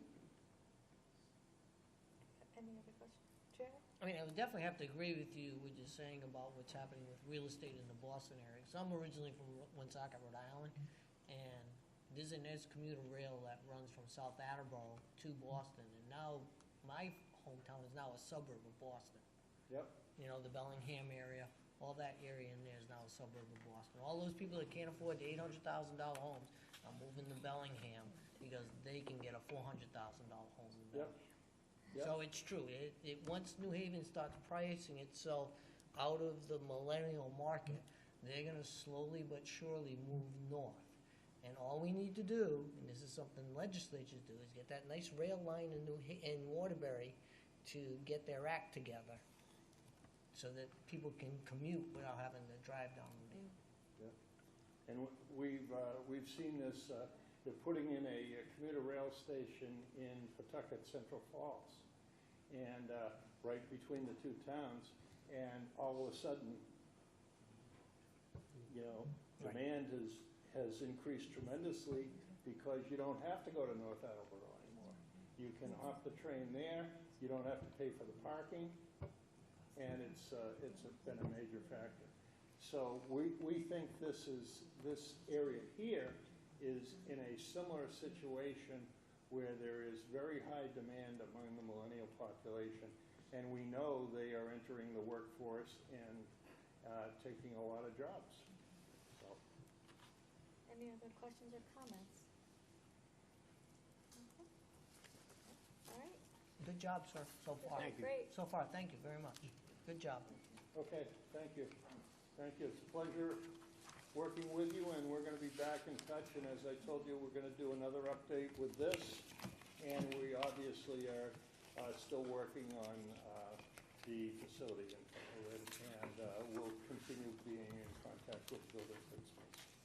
And just as a reminder, the way we're doing this process is we're trying to make sure when it comes down to the potential scenarios that we're making them very public. So there'll be multiple opportunities to, not only for the board to have conversations about what those scenarios might look like, but for there also to be just an evening where there's public comment about these. We're not looking to do something in some sort of near future or do it quickly, but the whole goal of this, from the board's perspective, I believe, is that we want to make sure we do some advanced planning. Make sure we do, I heard the backwards mapping, and make sure we look at where we're trying to head in the future and make some good decisions now so that we can continue to move our education forward in the most efficient way possible. But we're going to try to make sure that there's as much public comment about this as possible, so people have a chance to tell us how they feel about and give you guys some input. So thank you, John, for being here tonight in the presentation. Okay, and I would also like to thank Paul and the superintendent for their assistance in moving this forward. They've been tremendously helpful. Thank you. Thank you. Thank you. Okay, we're going to go into public comment. So it's limited to 3 minutes. And if you come up to the podium, please put your name and address. And Karen will also let you know when your time is up.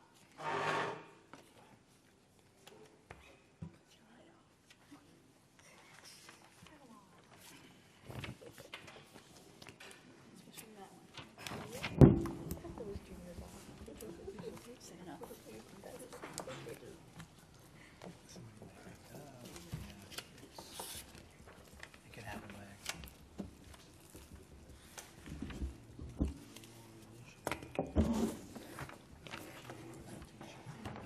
Make sure you state your name so we all know who it is. I'm Jacob Capone. I'm a junior at Terryville High School, and I'm here tonight presenting on behalf of the numerous students who have expressed interest in the idea of creating an honors English class for seniors at Terryville High School. At the moment, CHS, we, as juniors going to our senior year, we only have 2 options for our English. We can either go to college prep or we can take advanced placement literature. This leaves many students who do not want to take another AP English class with only one option, to step down to college prep English. Otherwise, one must take an AP class that they do not want to be in. I entirely understand the intention of having 2 options for senior English, which was to push students and to challenge them into taking a higher level course. But many students do not feel the need for this particular course regarding their intended major, or are not able to perform well at that level. Under the current structure, it also removes the possibility for many students within the college prep English class to challenge themselves and move up into an honors level English for their senior year. In addition, many students completed AP Lang at Terryville High School in their junior year, and they do not feel the need to take another AP English class within their high school career. But they feel adverse to dropping down to college prep English. I, for one, am one of these students. I'm in AP Lang right now, and I feel that the correct option for me next year would be to take an honors level English class. But since that isn't an option, I have to decide whether I'm going to take a second AP English class 2 years in a row, already adding to my rigorous schedule, or if I drop down to a college prep level English class, my first college prep class all of high school I would have taken. At the moment, I'm registered for college prep English though. In addition of an honors course, the addition of an honors senior English course, it would benefit students in all 3 levels this year. It would benefit the AP students who do not feel the need to take another AP class. It would benefit the students in the honors level who do not feel they're adequately prepared enough to move up into an advanced placement English class. And it would also benefit the seniors who have been taking college prep English for the last 3 years, who feel that they can challenge themselves their senior year and they want to, but they don't feel prepared enough to step right into from college prep to advanced placement English. So it really gives all 3 sections of students an opportunity to kind of individualize their education for themselves a bit more instead of just being forced into a class because they feel pressure to take it.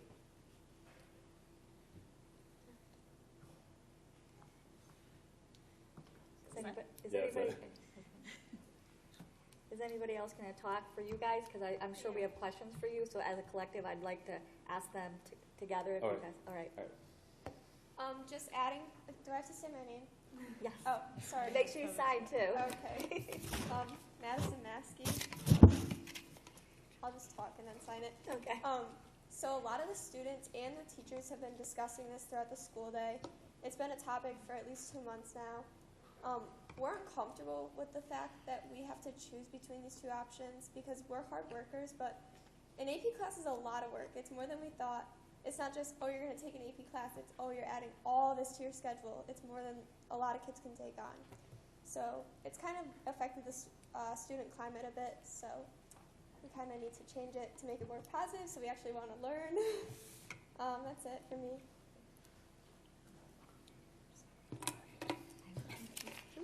I'm Jameson Kalesa. Right now I'm in Juniors Honors English, and next year I'm slated to have 3 AP courses. And there was a decision for me whether to take my first CP course of my whole high school career or to take on a 4th AP class, which, I mean, that's a lot, especially for a student like me. And so, yeah, much of this may have heard about. It's okay. It's just a lot of work, and AP Lit is a very tough subject. Me personally, I'm not so good in English courses, which is why I didn't take AP Lang. And I just feel that it's very unfair for an honor student my whole high school career to have to drop down to a CP course, which would not at all challenge me, really. I mean, I like to think that I'm an honors level student. And so I just think it's not very fair for me as a person or other students to have to drop down to a CP course. That's all.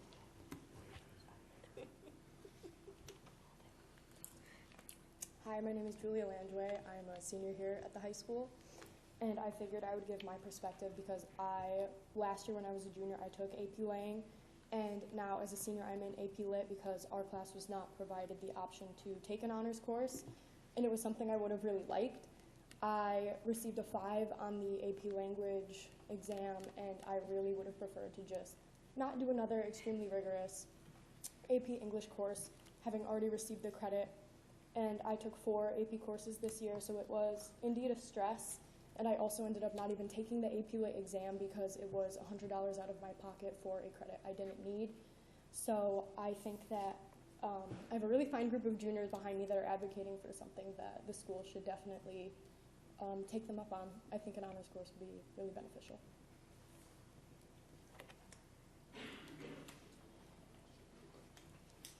All right, so that's all of us who want to talk, so we'll take any questions. Hopefully we can answer them if you guys have any for us.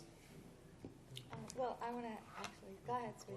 I'm going to just put in my 2 cents because I'm one of the juniors that would pridefully stand behind all of the ones that are up there.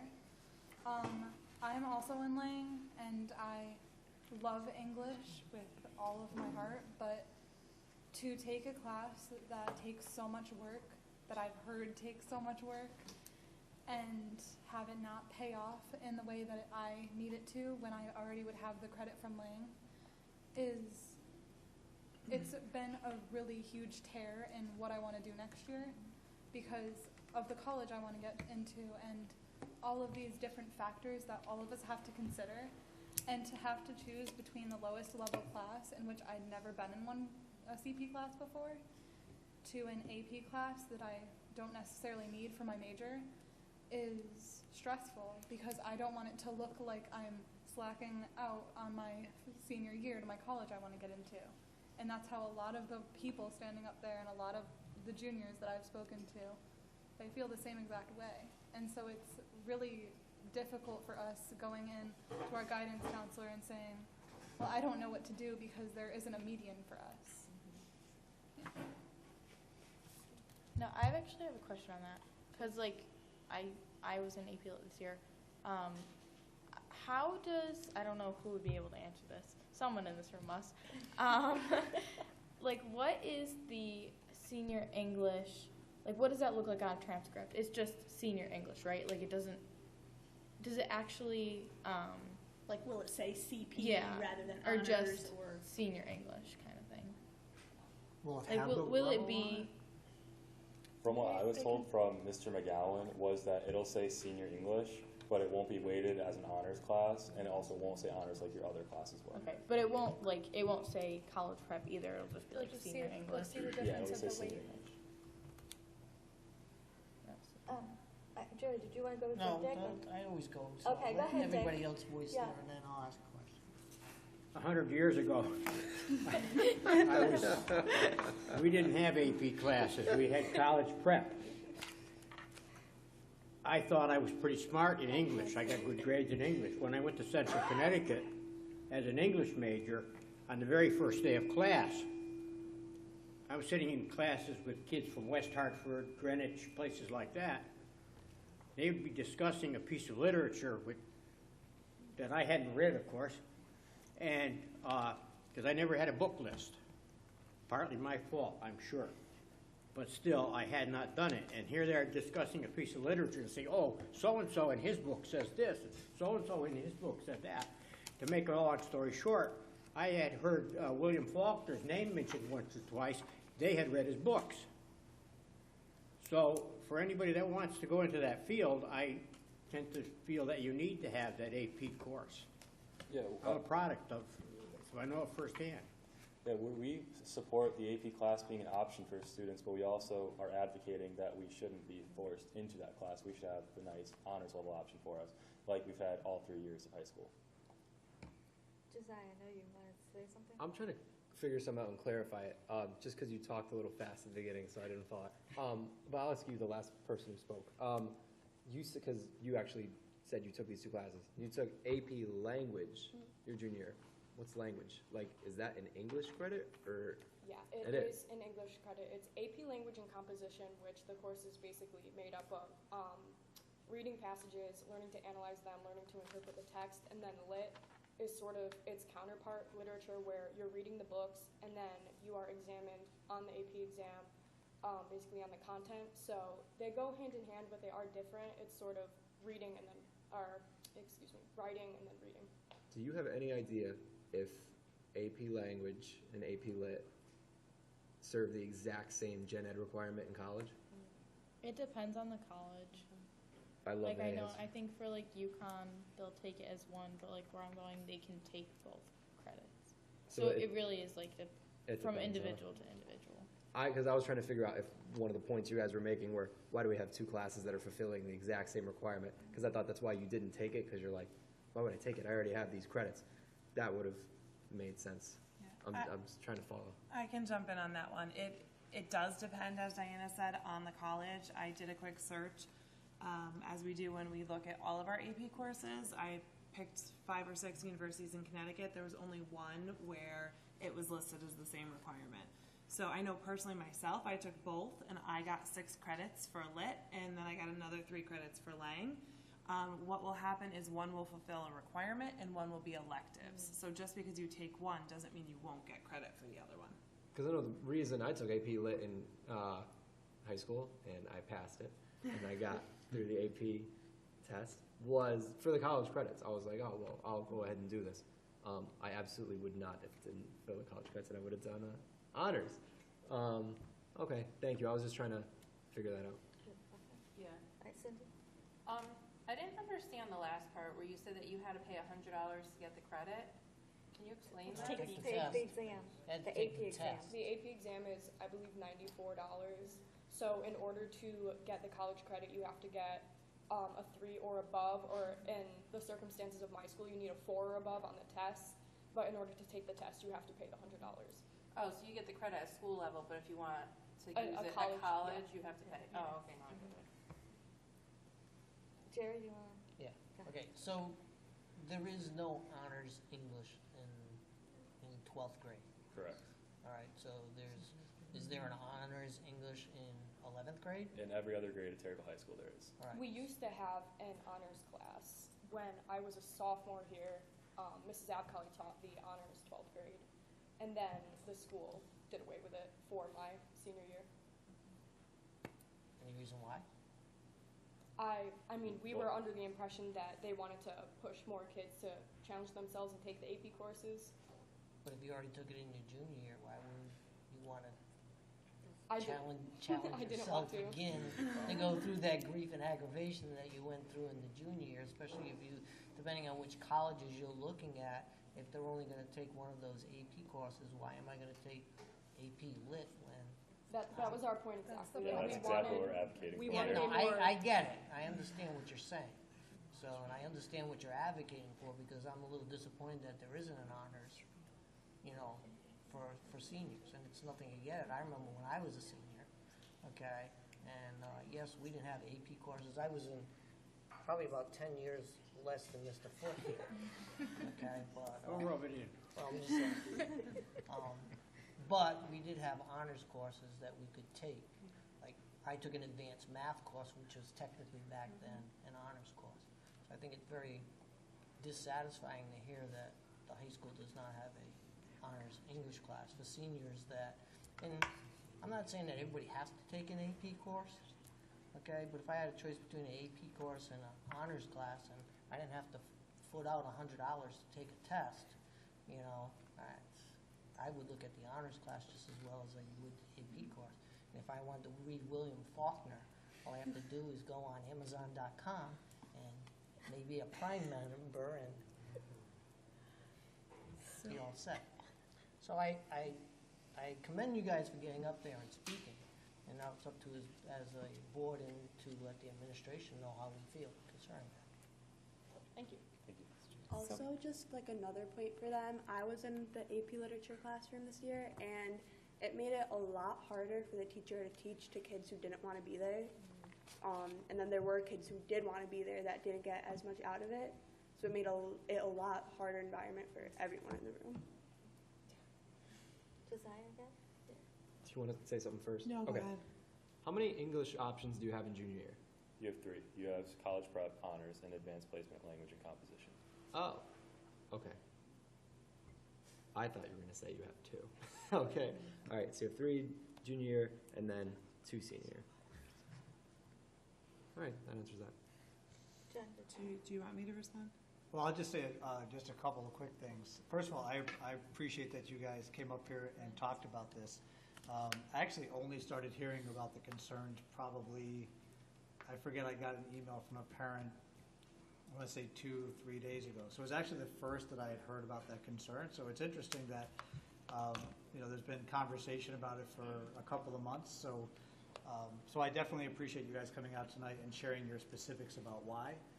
So because I started hearing those concerns and I had not heard, we were actually going to the 3rd year, next year is the 3rd year of what you guys are arguing against. So this is the 3rd year of not having an honors English.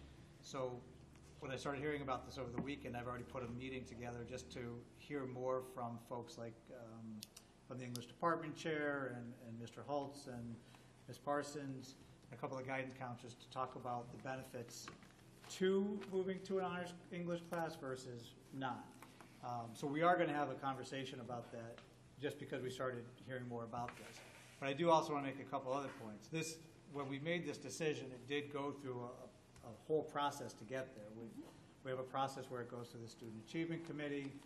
Our goal really was to try to make sure when we offer these AP classes, students,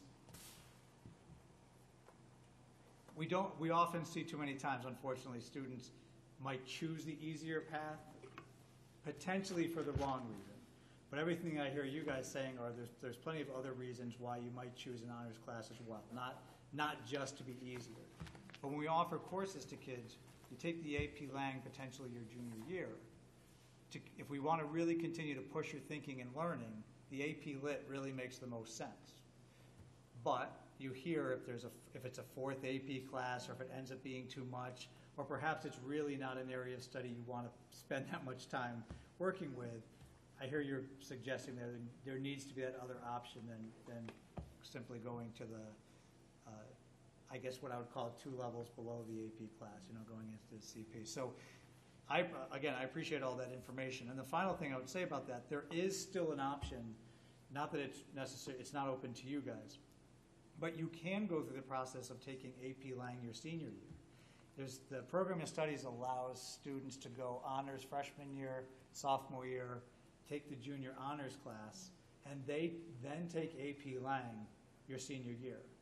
That is a possible course of action, and that was part of the discussion in this. So I don't know if that's ever been brought forth to you by a school counselor or anything like that, but that does provide the option to go honors, and then take AP Lang. So that was part of the thought process, I think, when this was all put together. So it wasn't just a fly-by-night quick decision. But again, I'm open to having additional conversations about this. Unfortunately, I really wish I had heard more about this, because it's May now. And the process that it takes to go through these pieces, to have a thoughtful conversation, takes a little bit more than just like a day or two, right? Like you really need to look at the other consequences that happen. But I'm willing to at least start the conversation with a few folks and even hear from, maybe have a couple of you at the meeting. I don't think we need all of you at the meeting. Maybe Taylor, who's a representative from the student reps, and a person of your choosing. Because I'm meeting with folks on I thought you guys were coming, so I wrote the date down. May 14th, I've got the meeting set up. It's at 10:30. I don't know how that impacts your AP. I wasn't thinking about students at the time. I'm clear of exams that day, so I could be there. You're saying you're done with exams? So, I wouldn't have a problem with having you be at the table. Because I think it's important to hear the student voice, because, you feel, and unfortunately I have high school kids of my own, so they're getting ready for those AP tests as well. I hear about the stress. I see that too. And so as a parent, I can appreciate the argument as well. So happy to have the conversation. So I'm not sure where Taylor is on May 14th at 10:30, but. Oh, I'm good. Don't worry, it's the calc exam. No, Yeah, I'm free. they're still clear. I'm free. You don't need to worry about the calculus. So I think it'd be at least important to have conversation with folks like the department chair and other folks who can help even better understand the issue that you're bringing to us. I've talked with numerous English teachers at our school. I haven't talked to the department chair about it yet, but we have support from almost every other English teacher about establishing an honors class.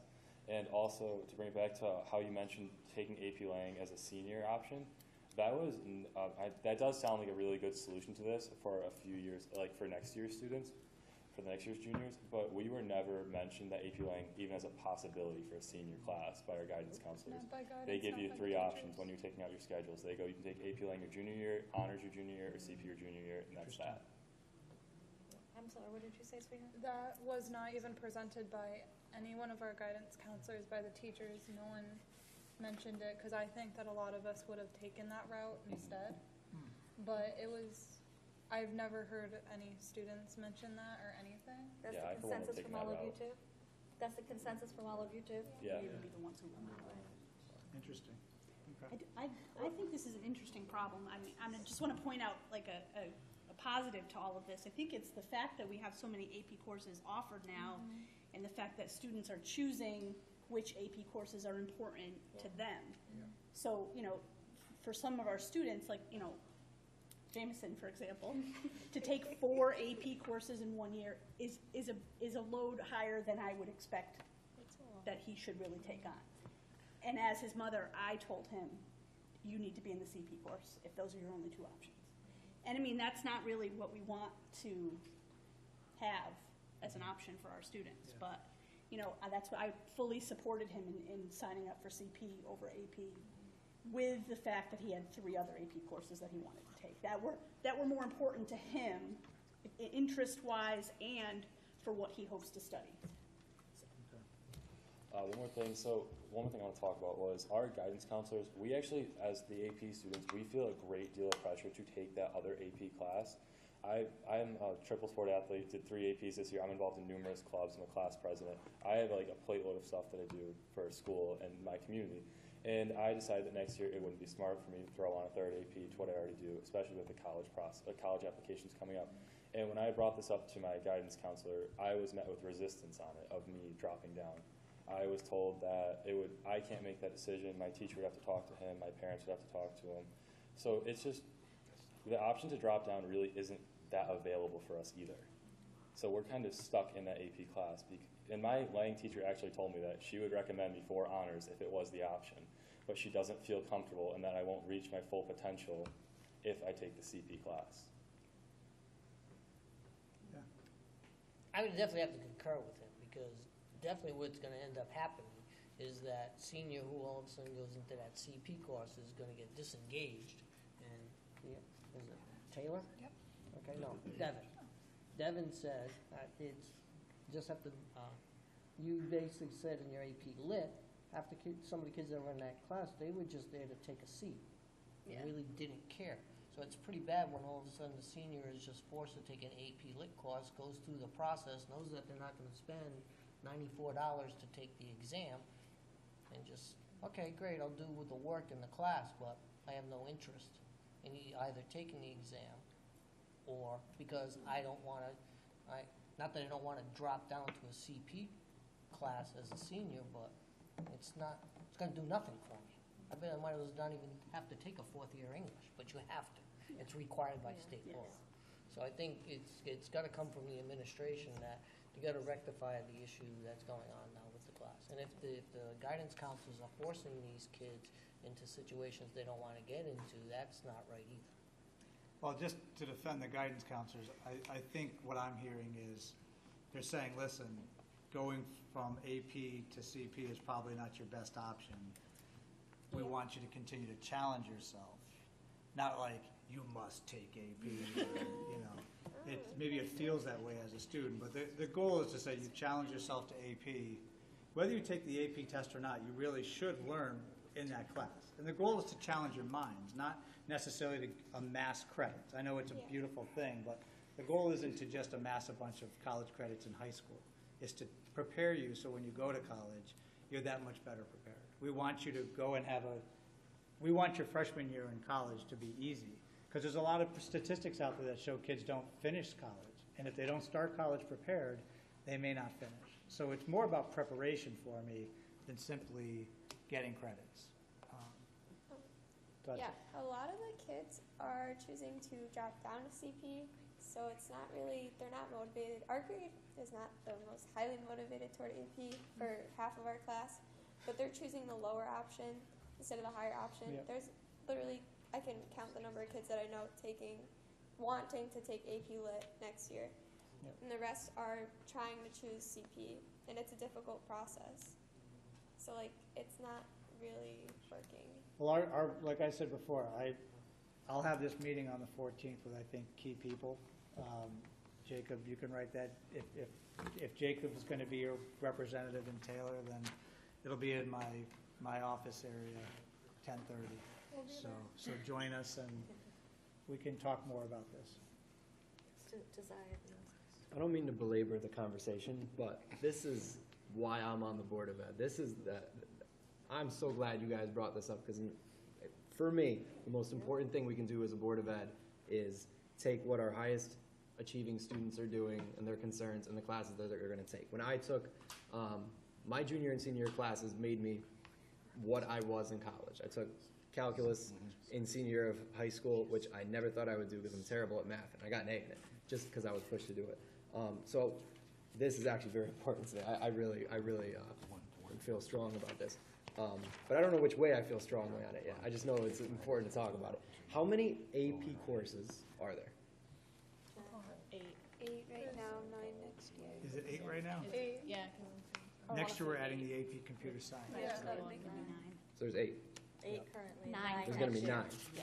Okay, so we have computer science, and what other subjects are there AP courses in? Lang, lit, There's- calc, pre-calc. English, math, science, and then computer science would fit into. Wasn't there a And political there's a science psychology Yeah. and Yeah. AP government. There's a poli-sci too. There's a poli-sci too. So the one that's Not poli-sci, but psychology. No, So- we have so the one- politics, AP government. Government and politics. Yeah, Okay, like I see that. what you're saying, sorry. So the one Same that's thing. so the one that's duplicated is, I say duplicated. The only one that seems like a college might say no, this is the same thing is that one. That's the only one, right? All the rest are clearly their own things. Correct. I mean, you could, I guess it depends on the college, but statistics and calculus could coincide. Oh, but yeah, as But a they are math. Not as great of a chance. But like as statistics and calculus are completely different beasts. Yeah. So are Lang and Lit, but it's just like how you perceive them. Okay. I guess that the only reason I was asking that is because when I think AP classes when I was in high school, I think there's 4 general subjects. No, you guys named there's more than 4 general subjects, but you guys named computer science and government and all that. I think, hey, which ones do I want to take now so I don't have to take in college? I know our superintendent said it's not about the college credits, and It's not only about the he's my opinion is, when I was there, it was all about the credits. But you're right. It obviously prepares you. It obviously prepares you for college, obviously. But you're obviously concerned about the college credits too. And the only way my mind works is, why would I take the same sort of thing twice? And I get that's what you guys are saying. I like that you have all those AP options. But I think it's interesting that you're picking out those 2, and they sound similar enough to make me say, why do we have both of them? I'm not sure that's what you guys are wanting to hear, but I just think of it as maybe we pick one and make the other one an honors program. That's my 2 cents on it, just because that's the one that sounds so similar to me. Even though I understand apparently most colleges would take them as separate. Apparently some view them as similar. I view them as similar, but other than that, yeah. I think I just want to reiterate, just to that point, we're not trying to overturn lit. We love both of the courses, but we just wish that we had the option for honors, because I know there are a lot of individualized approaches for kids that struggle in their classes, and there is a lot of, there's a support system for them.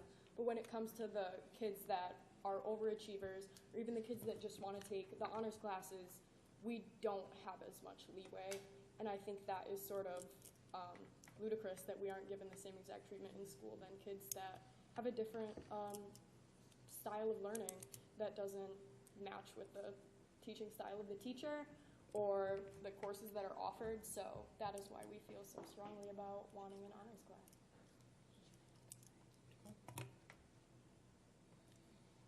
Anything else? Thank you very much. Thank you guys.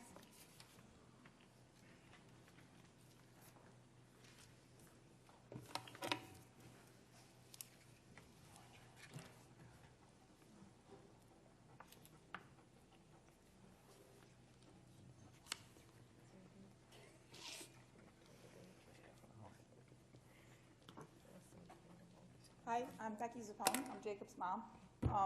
Incredibly proud of this group of students who came out here tonight to speak like such mature young adults.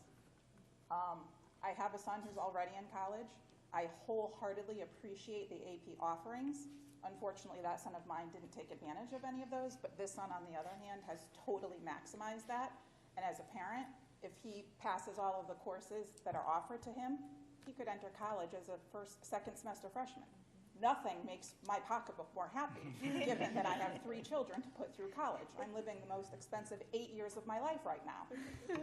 So these kids, I don't think in any way, shape, or form, are asking you to remove any AP offerings, specifically the English, senior AP offering, I think they're just asking you to seriously consider reinstating an honors level course. And I thank you for hearing this conversation and having a further discussion.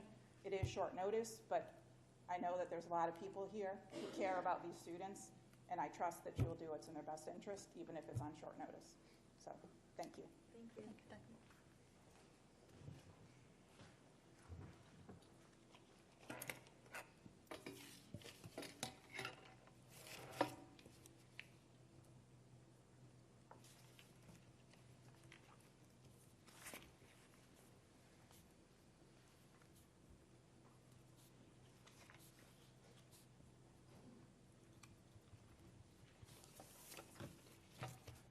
Hi everyone. My name is Stacy Lallier. I live on East Washington Road in Terryville. I am a parent of a senior in the school band, and I am just here to speak on behalf of Mr. Keene one more time. Mr. Keene could not be here tonight because he is conducting a concert in Waterbury tonight. I just wanted to say a couple things. Let me just say, David has been in band for 4 years. He was only supposed to be in band for 3 years because of the way his schedule was presented because of AP classes. In his junior year, he was not able to take band, but because Mr. Keene was here full-time, David was able to go to his class before school, after school, and during school. And Mr. Keene taught him all the music, so David was able to perform in the school concerts, parades, and the performances for the school trips. If Mr. Keene's hours are cut at the high school, he would not be able to do that for David or any other students.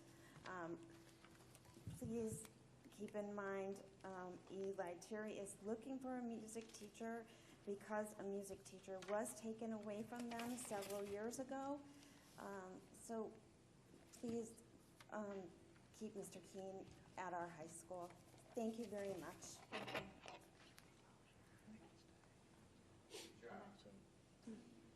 While you guys are coming up, I'm going to just give the girls, you have an option to leave. I know you have things to do for school, so thank you, ladies.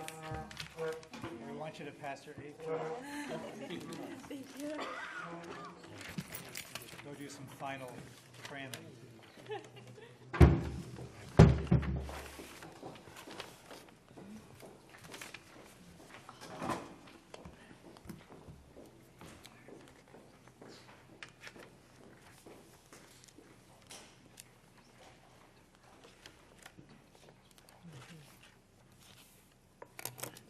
Good evening, Kelly Akatura. In preparing for what I wanted to say tonight, I went over in my mind all that has happened up to this point and how many times I've previously spoken on behalf of my son and the current second grade class at Plymouth School. I thought of all the time it has taken me to prepare my speeches, the time talking about our issues with others, including the Waterbury Republican American and the Plymouth Connection, to share what is going on and ask people for their support. I've reached out to Board of Finance members, Town Council members, and even tried to speak with Mayor Merchant.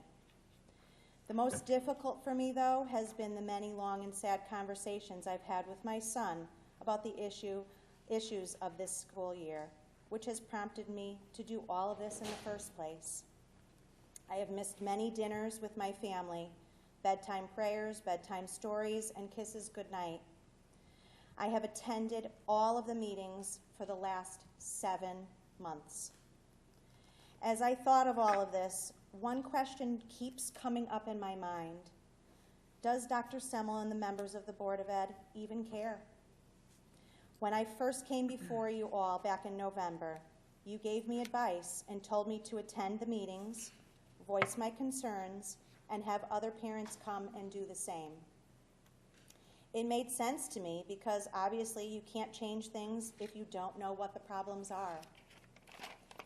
I and other parents have repeatedly spoken of the problems with this class. So much that I have even been told that some don't want to hear of them any longer. Yet, here I am, 10 speeches later. I must go back to my question, does Dr. Semmel and the Board of Ed care? I also gave some thought as to possibly why you all have decided to become Board of Ed members. I'm sure some, if not most of you, would reply, to help the children of Plymouth. Well, here is your chance. Here is your perfect opportunity to do exactly that. My son, our children, need your help.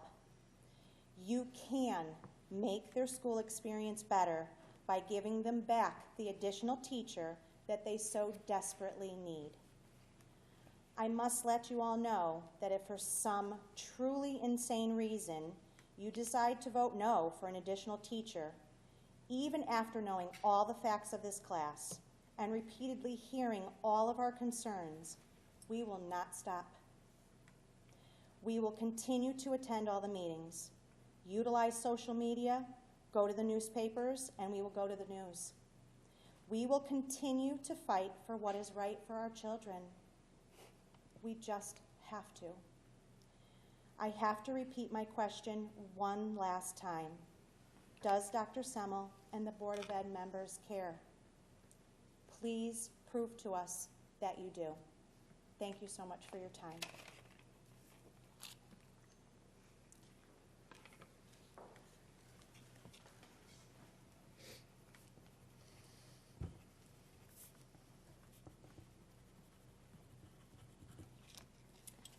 Good evening, Rachel Marlack. This is the first time that I don't have something neatly typed and prepared to read to you, because I have to speak from my heart. Because ultimately, that's my driving force in being here over and over again, is because the piece of my heart that walks around outside of my body is broken. As you well know, I've been speaking to implore you to reinstate another second grade teacher that was taken away. And I really thought that I had nothing else to say that you hadn't already heard me say over and over again about my son and his newly developed hatred for school, his negative affect, and his lack of emotional regulation. But lo and behold, it's gotten worse. And I have decided to share this personal information with you because I do feel that it is important to support our case.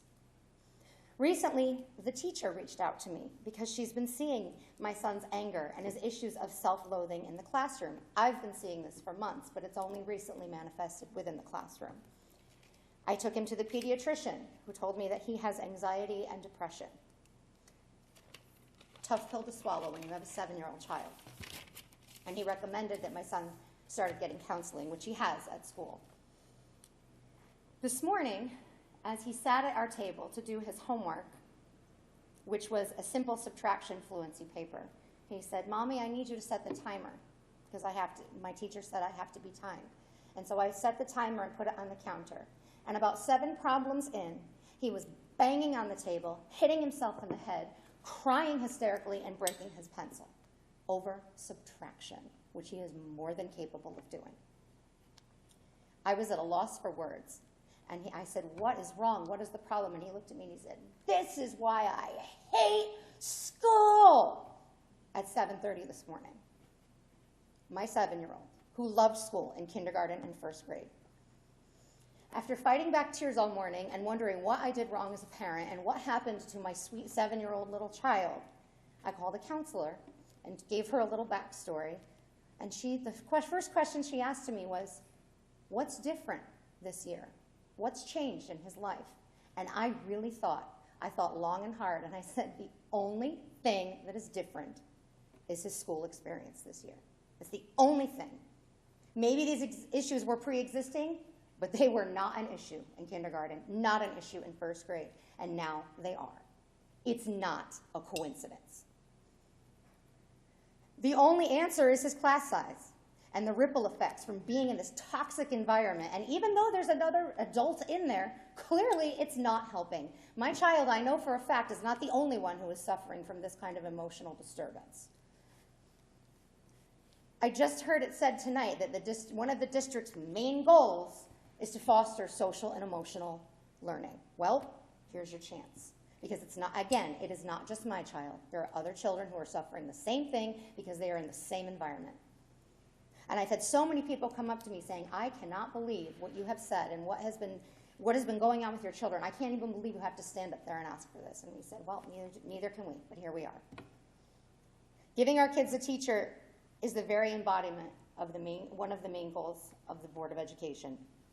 And I can only hope that as members of the board, your main interest is their well-being in their educational setting. And if for some reason, as Kelly said, if you do decide that this is not going to happen and you vote no, we will not stop, because as long as it is a part of my child's reality, it's a part of mine. Thank you very much for hearing me.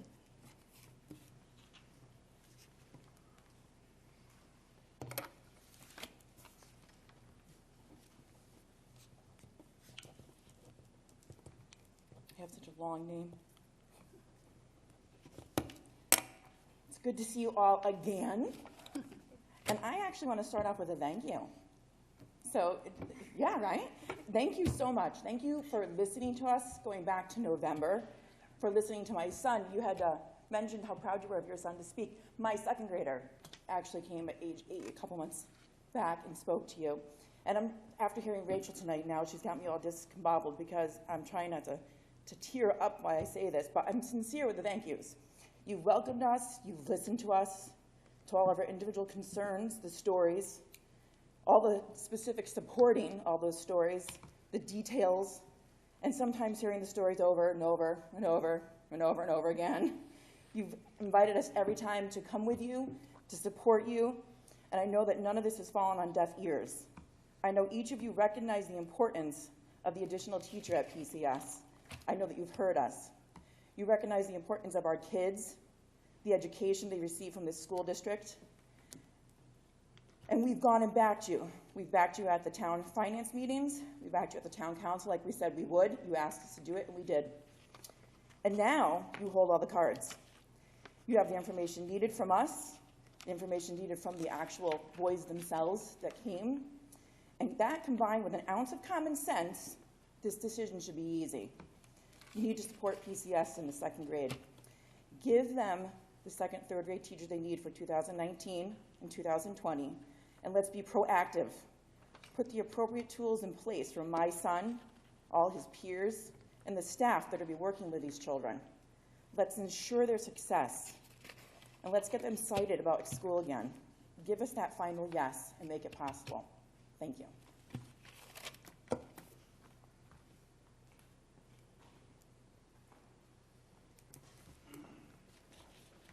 Thank you. Thank you. Can I make a comment, please? Can I make a comment? Ma'am, the first speaker? Kelly? Okay. All right, Kelly, did you get a podium for a second? All right. I have to tell you, I do care. Thank Were you here in October?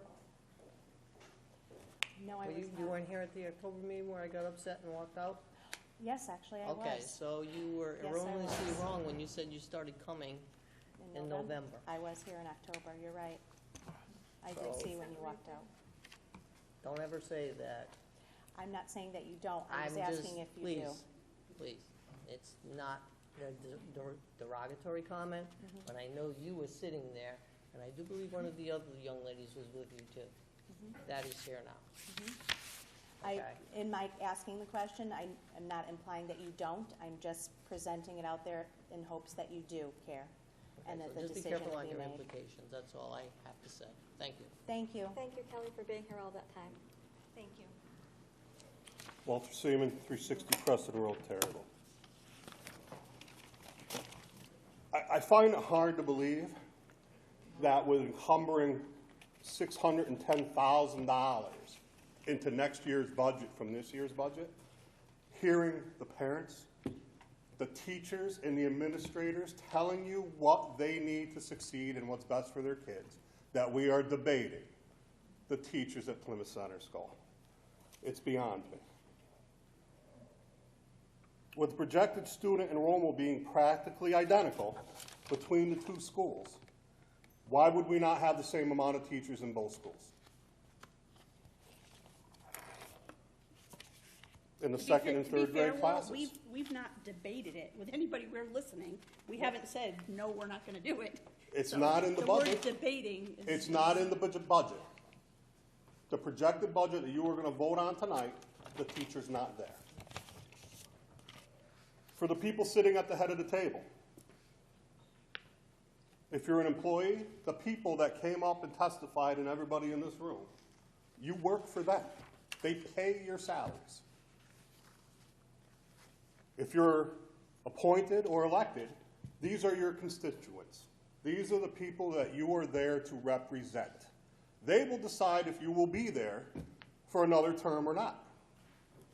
You need to listen to them. They are telling you, pleading, meeting after meeting after meeting. You need to listen to them. I lived in this town just about my entire life. I've never heard of anyone not wanting to do what's best for the kids in this town or for the community. I honestly believe anybody sitting at this table who was against adding the 2 teachers to Plymouth Center School deserves to be replaced, one way or the other. I know most of you. I've worked with a lot of you. I know that you want to do the right thing. I believe you will do the right thing. You will reject the proposed budget tonight as it's written and make a motion to add 2 teachers to Plymouth Center and pass it tonight. And then if we do that, maybe we won't have to put in a reading tutor at the high school level, which is absurd to me. All that says to me is we failed those kids at the lower grades. Okay.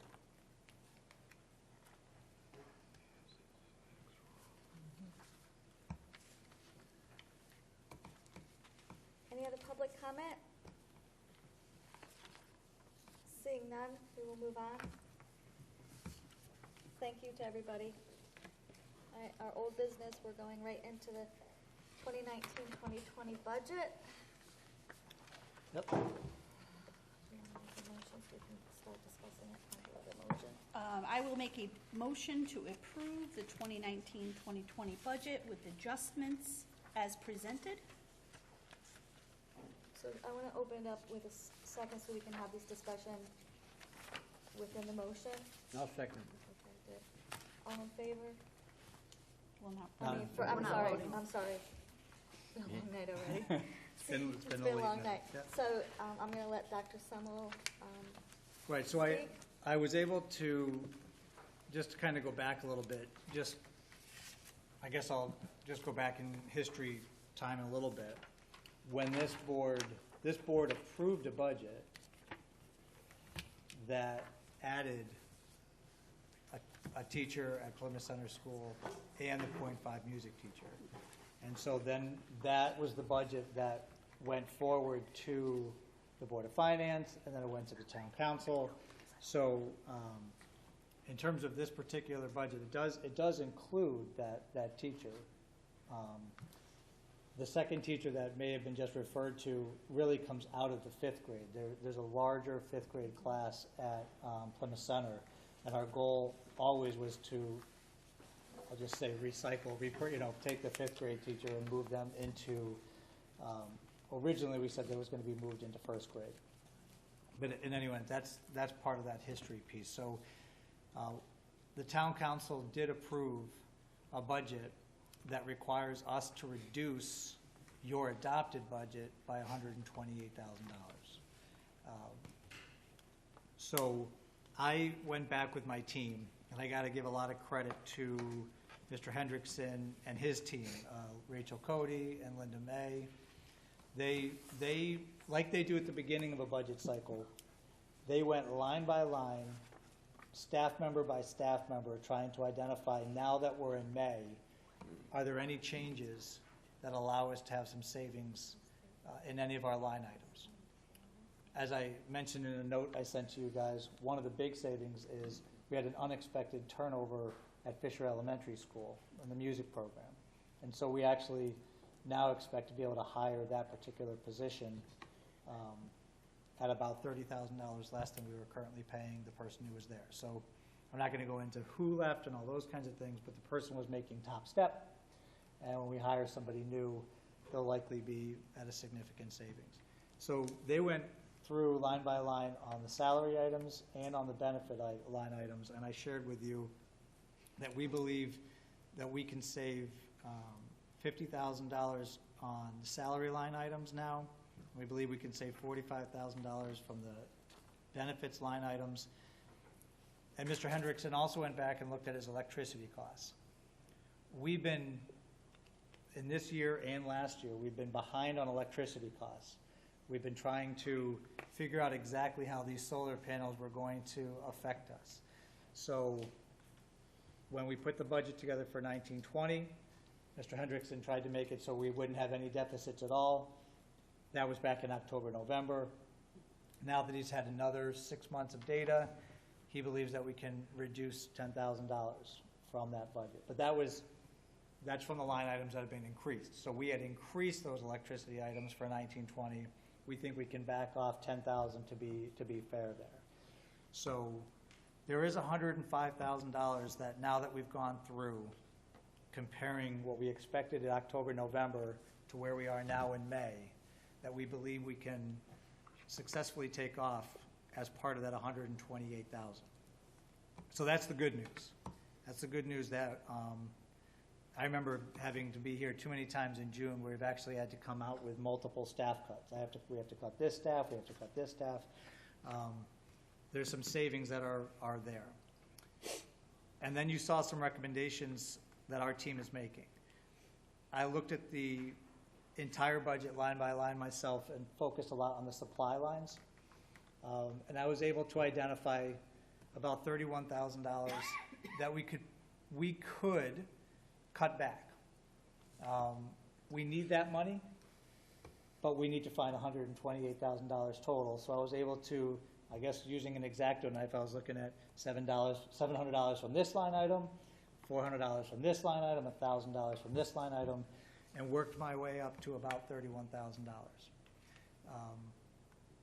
The good thing is, if at the end of this year we do have some extra funds, we'd probably be able to buy some of those supplies, so we'd be able to kind of counteract that cut. If other line items continue to be positive, we should be able to still allow the principals to purchase those things that part of next year's budget was going to purchase. So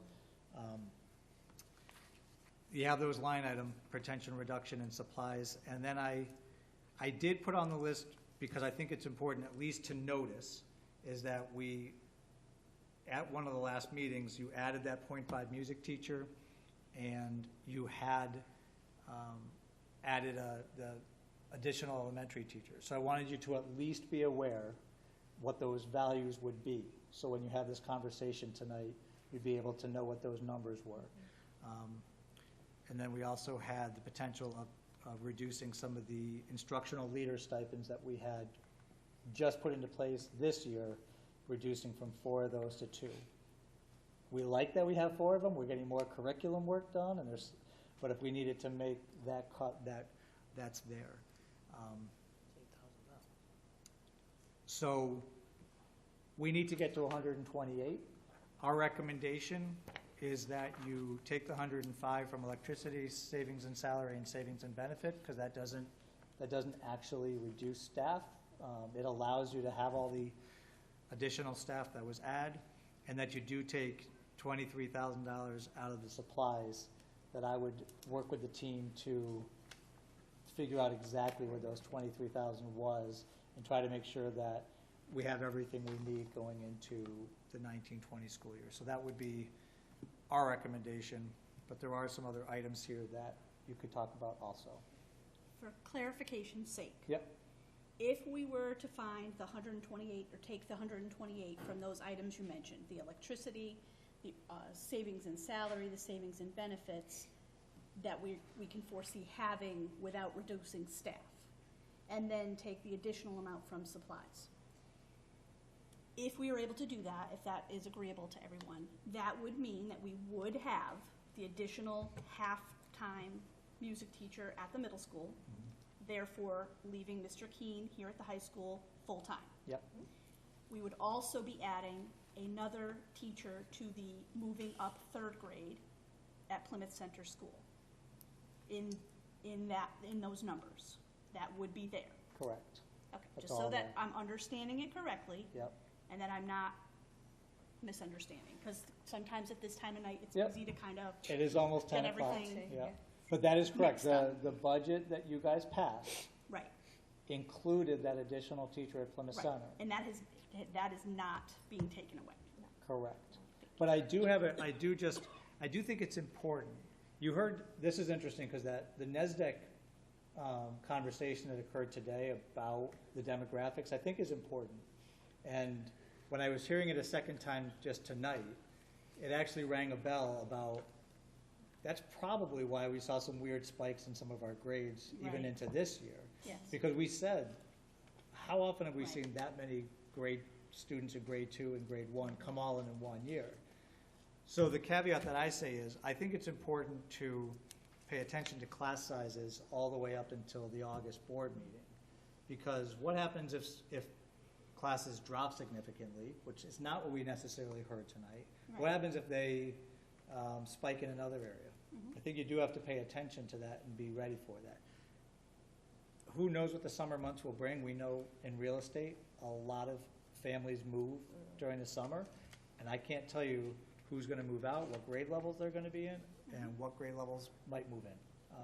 So I just think it's important to note we should pay attention to class sizes, and we pay attention to it all summer, but kind of have a note that says we need to come back in August and review those class sizes. I shared with you in attachment what the class sizes currently are this year and what they would be next year based on our recommendation for the cuts to be made tonight. And so that grade 3 classroom that we were just talking about for next year reduces down to classes of, I got too many pieces of paper, but down to 13. So you have to understand that you'd have classes of 13. But that is our recommendation to have that additional third grade class there, and you'd have 3 second grade classrooms. Well, I think it's important to, and we all know this, but sometimes we don't mention it, and I think it's important to mention as well that it's not just a numbers game when you're looking at children. Yep. Sometimes you have to look at the makeup of the class. Yep. And as an educator, I know that better than maybe some other people do. But it is important. So to say we look at class sizes, yes, we have to look at class sizes, but we also need to rely on our staff to give us accurate information as to how those classes are made up as well. Jerry. Well, no, Mine is kind of quick, let because Cindy Karen go. just confused me. I'm going off of the email that you had sent to us, and according to this, it looks like reducing the 1 teacher position and reducing the half a music position is what gets us to the 128. No, if you look above, like, look at it, these are just all the options that they put out, because the last few years, that's kind of what the board's been asking. Give us options, what their team will send to us. That's not what they're saying. Do that. They're saying, if we did that, that's how much money. But if you look at the top numbers, it basically takes care of the reduction that we need. So all of the numbers there would be more than what we would need. Yeah, Added so up if for you do everything. the top We'll replace 3, these. If that's what we choose, yes, because if you did everything in this list, it would be far more than that. So if we were to get rid of all of this, it would be far more money than that. oh yeah, it would be like $250,000. We don't need that much.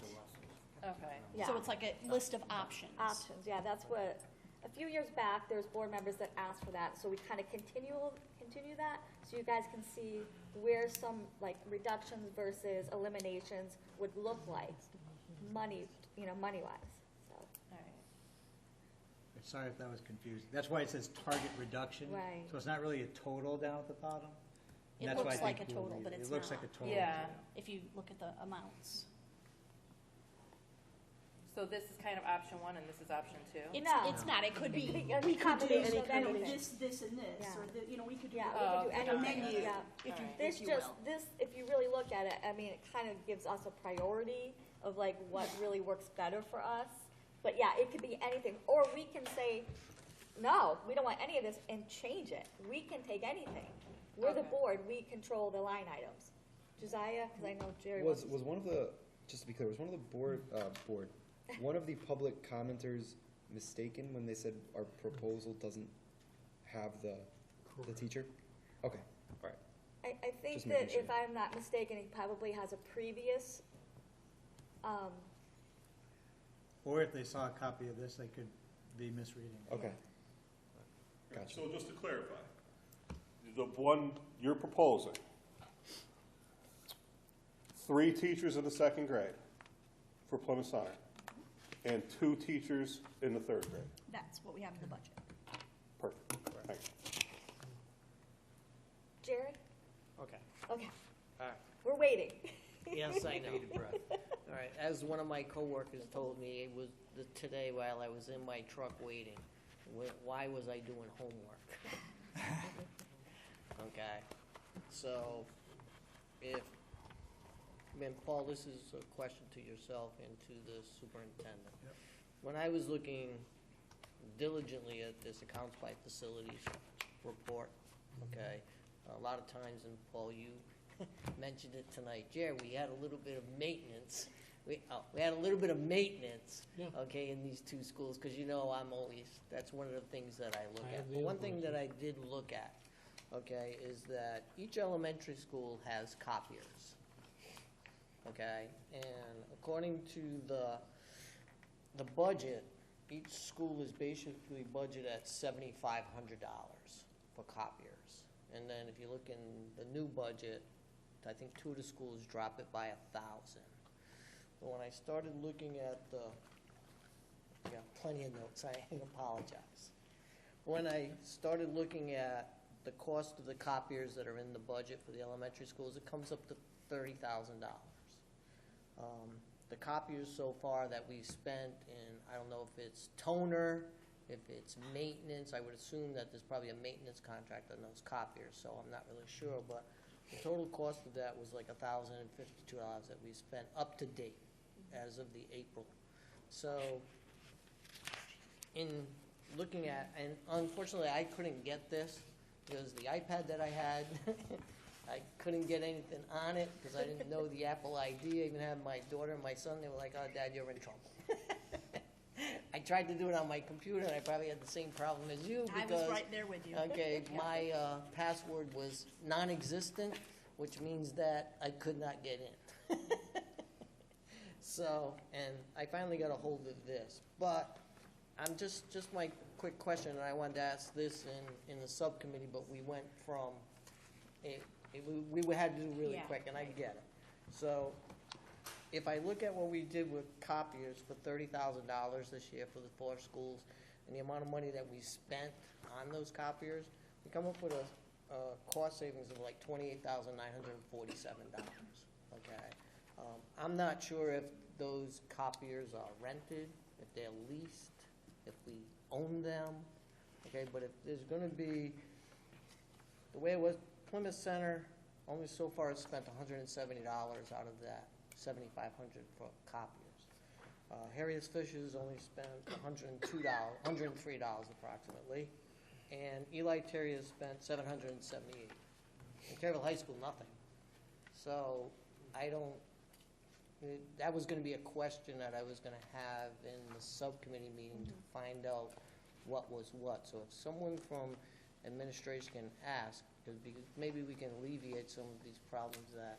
And I get this. This I like, Marty. I got to give you credit because the last time when we had this conversation, is that there were no options. These are the cuts, and oh well. And looking at it, the last 3 items look like we might be able to save, which is good.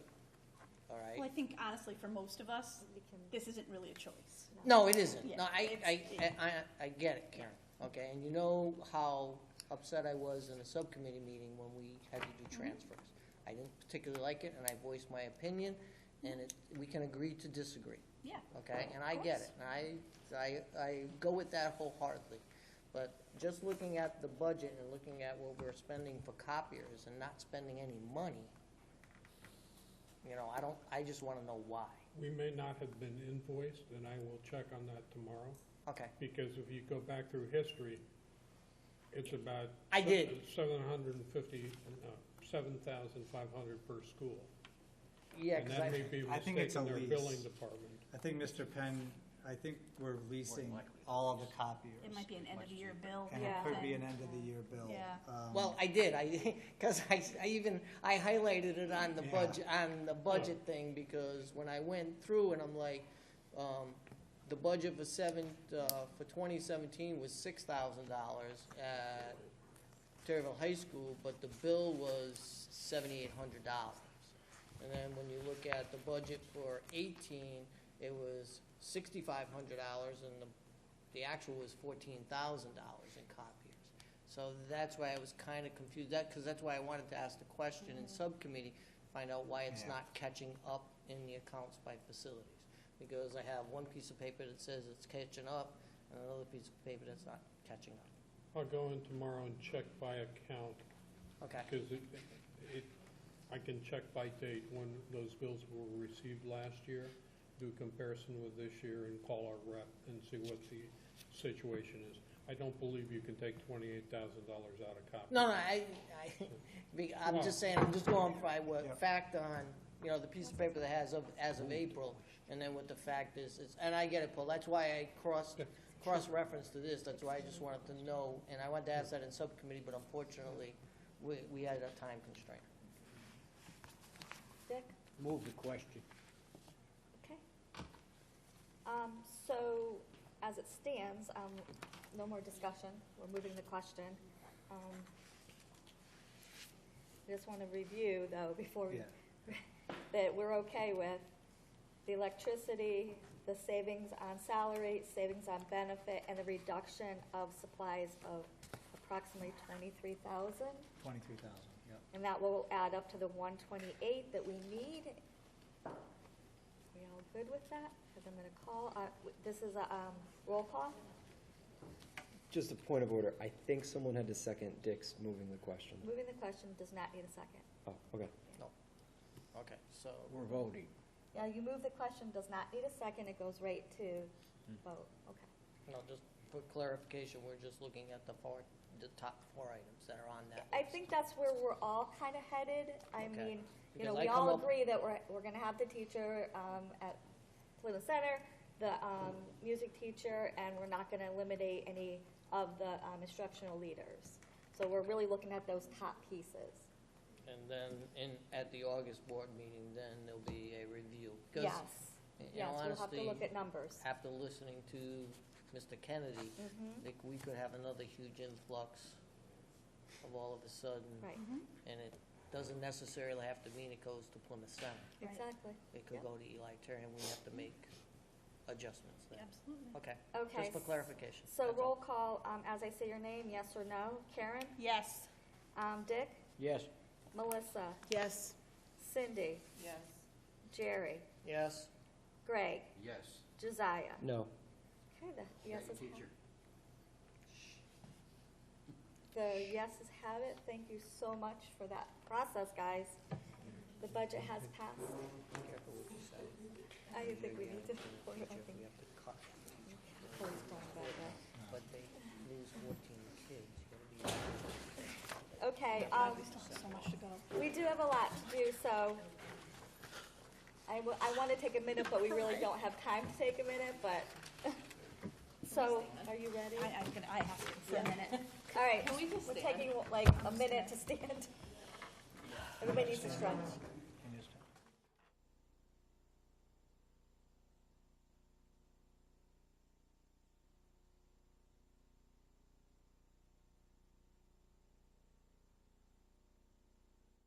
Chocolate. I need a motion to come out of recess at 10:13. Second. George, Melissa, all in favor? Aye. Can I just call you George? You sure did. Whatever your name is. George has left the building. Oh, that's why. I'm so sorry. Whoever you are. Greg, Any George. opposed? Okay, let's go. George I'm opposes. so Yeah, I'm sorry. opposed. Okay. My name's Greg. This is not good. All right, we're going to board members and committee reports. Karen? Oh, God. Yes, the Finance Operations Subcommittee met prior to the board meeting a long time ago, and the subcommittee reviewed the following items. The Accounts by Facility Report for the month of April 2019. This report will be forwarded to the Town of Plymouth Board of Finance. We also reviewed the Personnel Report. We also had a presentation and discussions over some transfers, and I need to get my paper out so that I have the correct amounts, because it's a little different than what you see in your packet. So please indulge me for a moment while I get those papers, which of course are not, here they are, got it. All right. So, out of committee, I would like to make a motion to approve a transfer in the amount of $301,404. No, stop. They gotta do two. Se- We have to do separate. Those are separate. Yes, we have to Yeah, do yeah. separate. $301,456 from the special ed outplacement account to special ed salary lines. Coming from committee, it does not need a second. We can go right into discussion.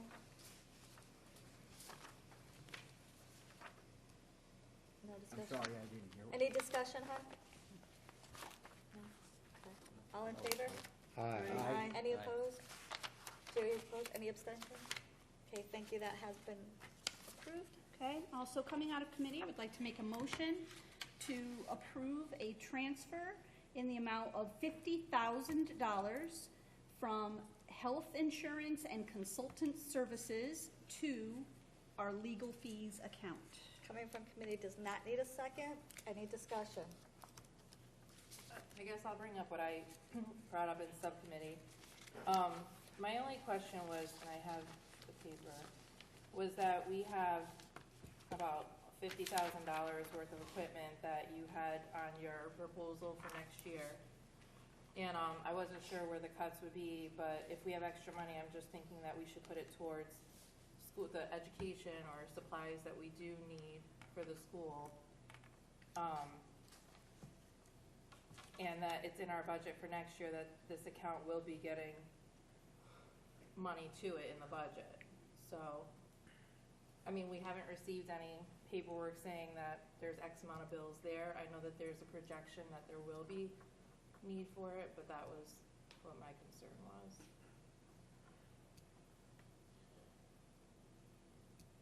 We have a pretty good belief that we're gonna have some additional bills above and beyond what we've budgeted for legal for next year. And so instead of putting us in a hole, we would have that money. Now, if fortunately, say we don't need to use it, the board can transfer it at that time to another line. So if it doesn't turn out that we need to use all that money for legal, we could transfer money out of the legal fund to another place. So you could still get what you're asking for, but there'd be a little delayed gratification because you'd have to wait till later in next year to see how the bills actually work out. But I think it's prudent to move money now for something that we have some decent amount of confidence around. That's going to be a line item that needs some attention next year. So, and those items that you kind of held up, those are all in the budget. Those are what we passed tonight. There might be a little bit here and a little bit there that impacts parts of the budget. But like I said earlier, if we saw some positive opportunity from this year, we'd be able to try to take care of those pieces before the year is out. So I think we can take care of the instructional piece too this year. But I understand. I love putting as much money into the instruction and the education of the kids. It pains me when we have to put money into places that doesn't impact them directly. Any other questions or comments before we call the vote? I have one more question. Sure. So what is in this budget? Like, so if we had $60,000 left over. We can't carry it into next year. So how would, if we put $50,000 into legal fees, how would we be able to have that next year?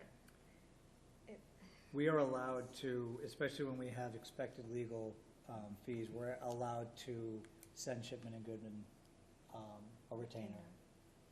So it won't be in our budget anymore. Oh, no, I get it. Anything else? Okay, all in favor? Aye. Aye. Any opposed? Jerry, any abstentions? You were okay? Yeah, I got a better Oh, so- explanation. okay, We didn't all right. really get it. No, we didn't talk about that Okay. upstairs. All right, so the ayes have it. Thank you very much. Thank you, Karen. Okay, student achievement. Jen, can you take that? Sure. Thank you. The final meeting of the Student Achievement Subcommittee for the 2018-19 school year will take place on Thursday, May 23rd, 2019, in the conference room at Central Office here at 27 North Harwinton Ave in Terryville. We do have a motion to bring forward to you. As we shared at the last board meeting at our Student Achievement Subcommittee, we had made a motion to bring 2 textbooks forward to the full board. They've been on display in Central Office for over 30 days now. So the motion on the table would be to forward to the full board for their approval the following textbooks discussed at the March 28th, 2019 Student Achievement Subcommittee meeting. The American Pageant AP Edition, which is our AP US History textbook, and Firefighter's Handbook, Firefighting and Emergency Response, 3rd edition. So moved. Thank you. Because it's coming out of committee, I'm letting you have the motion, because Jen can't make the motion, so. Okay, No, it's okay. Jen made it, but I'm giving you the motion. Okay. So thank you, Greg. All right, any discussion? They're both excellent books. Come out as a firefighter one on the firefighters course. Cool. That's awesome. A lot of the terrible firefighters are interested. That's great. Anything else? Any questions or comments? All in favor? Aye. Any opposed? Any abstentions? Thank you very much, ladies and gentlemen. Thanks, Jen. Okay, second public comment. 3 minutes. Nobody's left, We right? have anybody Nobody left? Okay. They've all deserted us. They didn't invite us to the They're party. gone. They went to bed.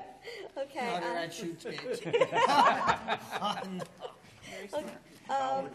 board liaisons to school. Greg, would you like to do Fisher, please? Let's see.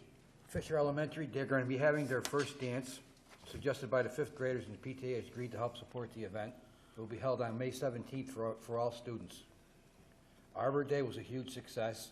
They would like to thank Marty Sandshaw for his coordination of the event, as well as the Conservation Commission, Mayor, and Superintendent for spending time with the students to celebrate the day and provide seedlings to the 4th grade students. Let's see. They have begun their SBAC testing for grades 3 to 5, and they're providing daily incentives to the students to keep them motivated throughout the testing. To have an art and music concert this upcoming spring. The first year for 3rd graders to be part of the spring show. And Susie Klein, an author, will be visiting the school thanks to Corey Mazon and our PTA support. Students and teachers are very excited and have been reading the books for this visit. Thank you. Josiah? I didn't get any contact, text, or email about anything, so I don't even know if it happened. I'll do the next 3. Okay. So for Plymouth Center, SBAC testing is also taking place. I know my daughter is super excited. I don't know what they're giving her, but it's probably like a sticker, but she's really happy about it. We bribe them in any way we can. Right now, a lot of field trips are going on at every grade level, so the kids are really excited for that. The yearbooks are on sale. This is the last week to get it. If you have a 5th grader, you're able to write a little 2-line item in it, and they're only $13. Teacher Appreciation Week was this week. They received a lot of donations. The teachers were fed really, really well. The end of the year 5th grade party is on June 11th. So that's it for Plymouth Center. For the middle So there was a PTA meeting? Yeah. PTO. Was it yesterday? No, the 3rd Tuesday of the month. All right. Plus, I like live in the school. Yeah, all right. So. Fair. For the middle school, field trips as well are taking place. The quarter auction was a good success. A lot of amazing prizes. A lot of people left with a lot of really nice stuff. Balloon sales are going to start taking place next week. So what that is for the 8th graders, they can purchase a balloon for $5 the night before promotion. It gets delivered around town, and it will be tied to a mailbox or a porch, so when all the kids wake up in the morning and are on the bus, they'll see all the festive balloons around town, because we also do it at the high school. Teacher Appreciation Week as well, they had it catered, and now I can't remember the name of the restaurant, but they raved about how great it was. It was pretty much an Italian meal. The 8th graders also came to the high school for Career Day. It was really nice because they got to see a little bit of the school, and they got to see a lot of the booths, and it was just a nice way for them to get excited about coming to the high school next year. And that's it for the middle school. And then Booster Club.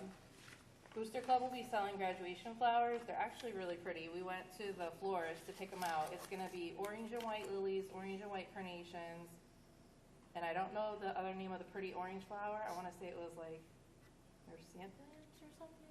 I don't know anything about flowers, but it was a really pretty bouquet. They're going to be $20, and we're going to do pre-sales, and we'll have some left for the day of graduation. So that's new to this year. We need female athletes.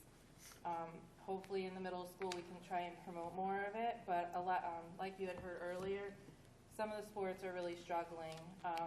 And also the weather hasn't been cooperating for the athletes, so they've been doing their best with trying to get practices in and their games in. And they only have until like June 3rd to get like all of their games done. So a lot of the schools have been working a lot to rearrange schedules, and I'm sure parents are going to start going crazy, like the rain just needs to stop, and the fields are not in the best of condition because of the rain. Sports Award is June 5th at 6 p.m. It will be in the cafeteria, in the auditorium, and then coming here for an ice cream social. The Terryville Fair is August 23rd to the 25th. There are 3 booths for the high school that we look for volunteers, so it's a great opportunity for the kids to get their volunteer hours, and they can go to the fair for free. Our officers were just reelected. All of the same officers that are on this year are going to be on for next year. And scholarships are under review right now, and they will get awarded at the end of the year. And summer conditioning is free, and we're really trying to promote it. It's free to whoever wants to attend, but the Booster Club does pay for that. And it's good for 8th grade until seniors. Any kind of sport that you play, whether it's golf, basketball, softball, you can go during the summertime for free to the high school with the athletic director and get a nice little workout. So the schedule will be coming in June for that. And that's all that I have. Thank you. Karen? Okay, Terryville High School PTSA met on Thursday, May 2nd. They have had many fundraisers for their after-grad party. They're doing well. However, they have a few more that they are hoping to get support for. One of the biggest ones is the Mother's Day flower sale. So please join them on the Plymouth Green Saturday, May 11th, this Saturday, from 8:30 a.m. to 1:30 p.m. to get your Mother's Day flowers. I've heard there's also going to be food trucks there for a different event. So you can get yourself some lunch, get yourself some flowers. It could be like a whole day out. So get yourself to the Plymouth Green on Saturday to buy your Mother's Day flowers, and look for any other opportunities you have to support our seniors in their safe after-grad event. Okay, that's it. You want to do it? Because I know we don't really have anything. No, I don't have anything. We did not have a SEPTA meeting in April. Our next SEPTA meeting is next Wednesday, May 15th, 9:30 a.m. at the Lucky Cup. If I'm not working, I'll be there. Thanks, Dick. Okay, Jerry, do you have anything? Just a comment. Okay. Next year, if you can get Kate to send a schedule of their meetings to me, it would be appreciative. Because I think the only ones that actually get the meeting schedule if you're actually a director. But I just like to go just for informational reasons, because some of the stuff that comes during that discussion in those meetings is beneficial to our agency. Okay.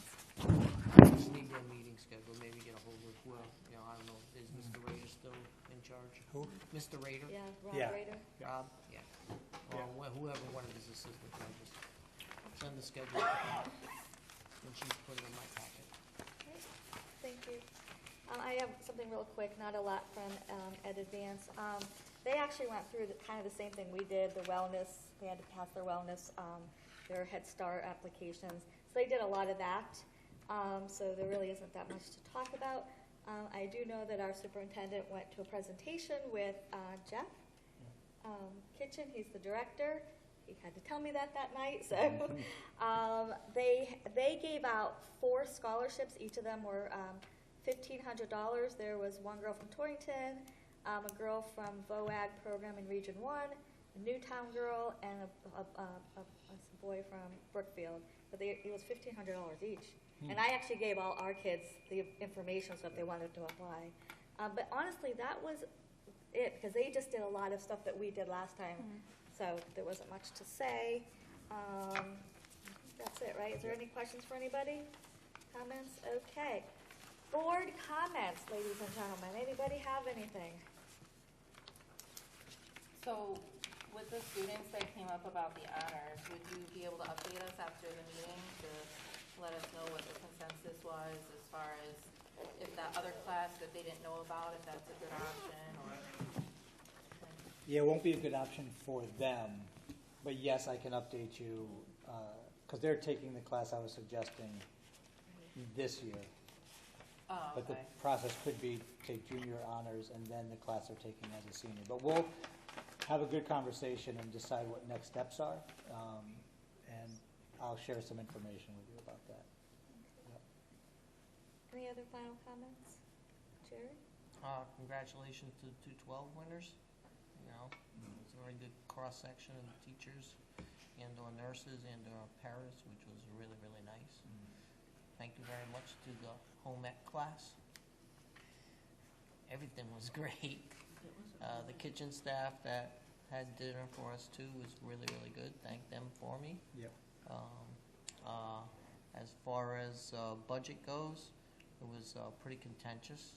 We all agreed to disagree, and then we all agreed. We all agreed, but that's why we're a board. It's the process. It's the process, and it's the way it goes. And as I tell people, a lot of times it's about the Benjamins that come to us that makes our decisions really tough. So, and people need to understand that. And people need to understand, yes, we all do care. Okay, because if we didn't care, we wouldn't be running for this board because it's not worth the pay. Anybody have anything? Dick? Just to register my feelings about the budget meeting that we had with the council there 2 weeks ago, 3 weeks, whatever. As a bipartisan board of education and a bipartisan board of finance,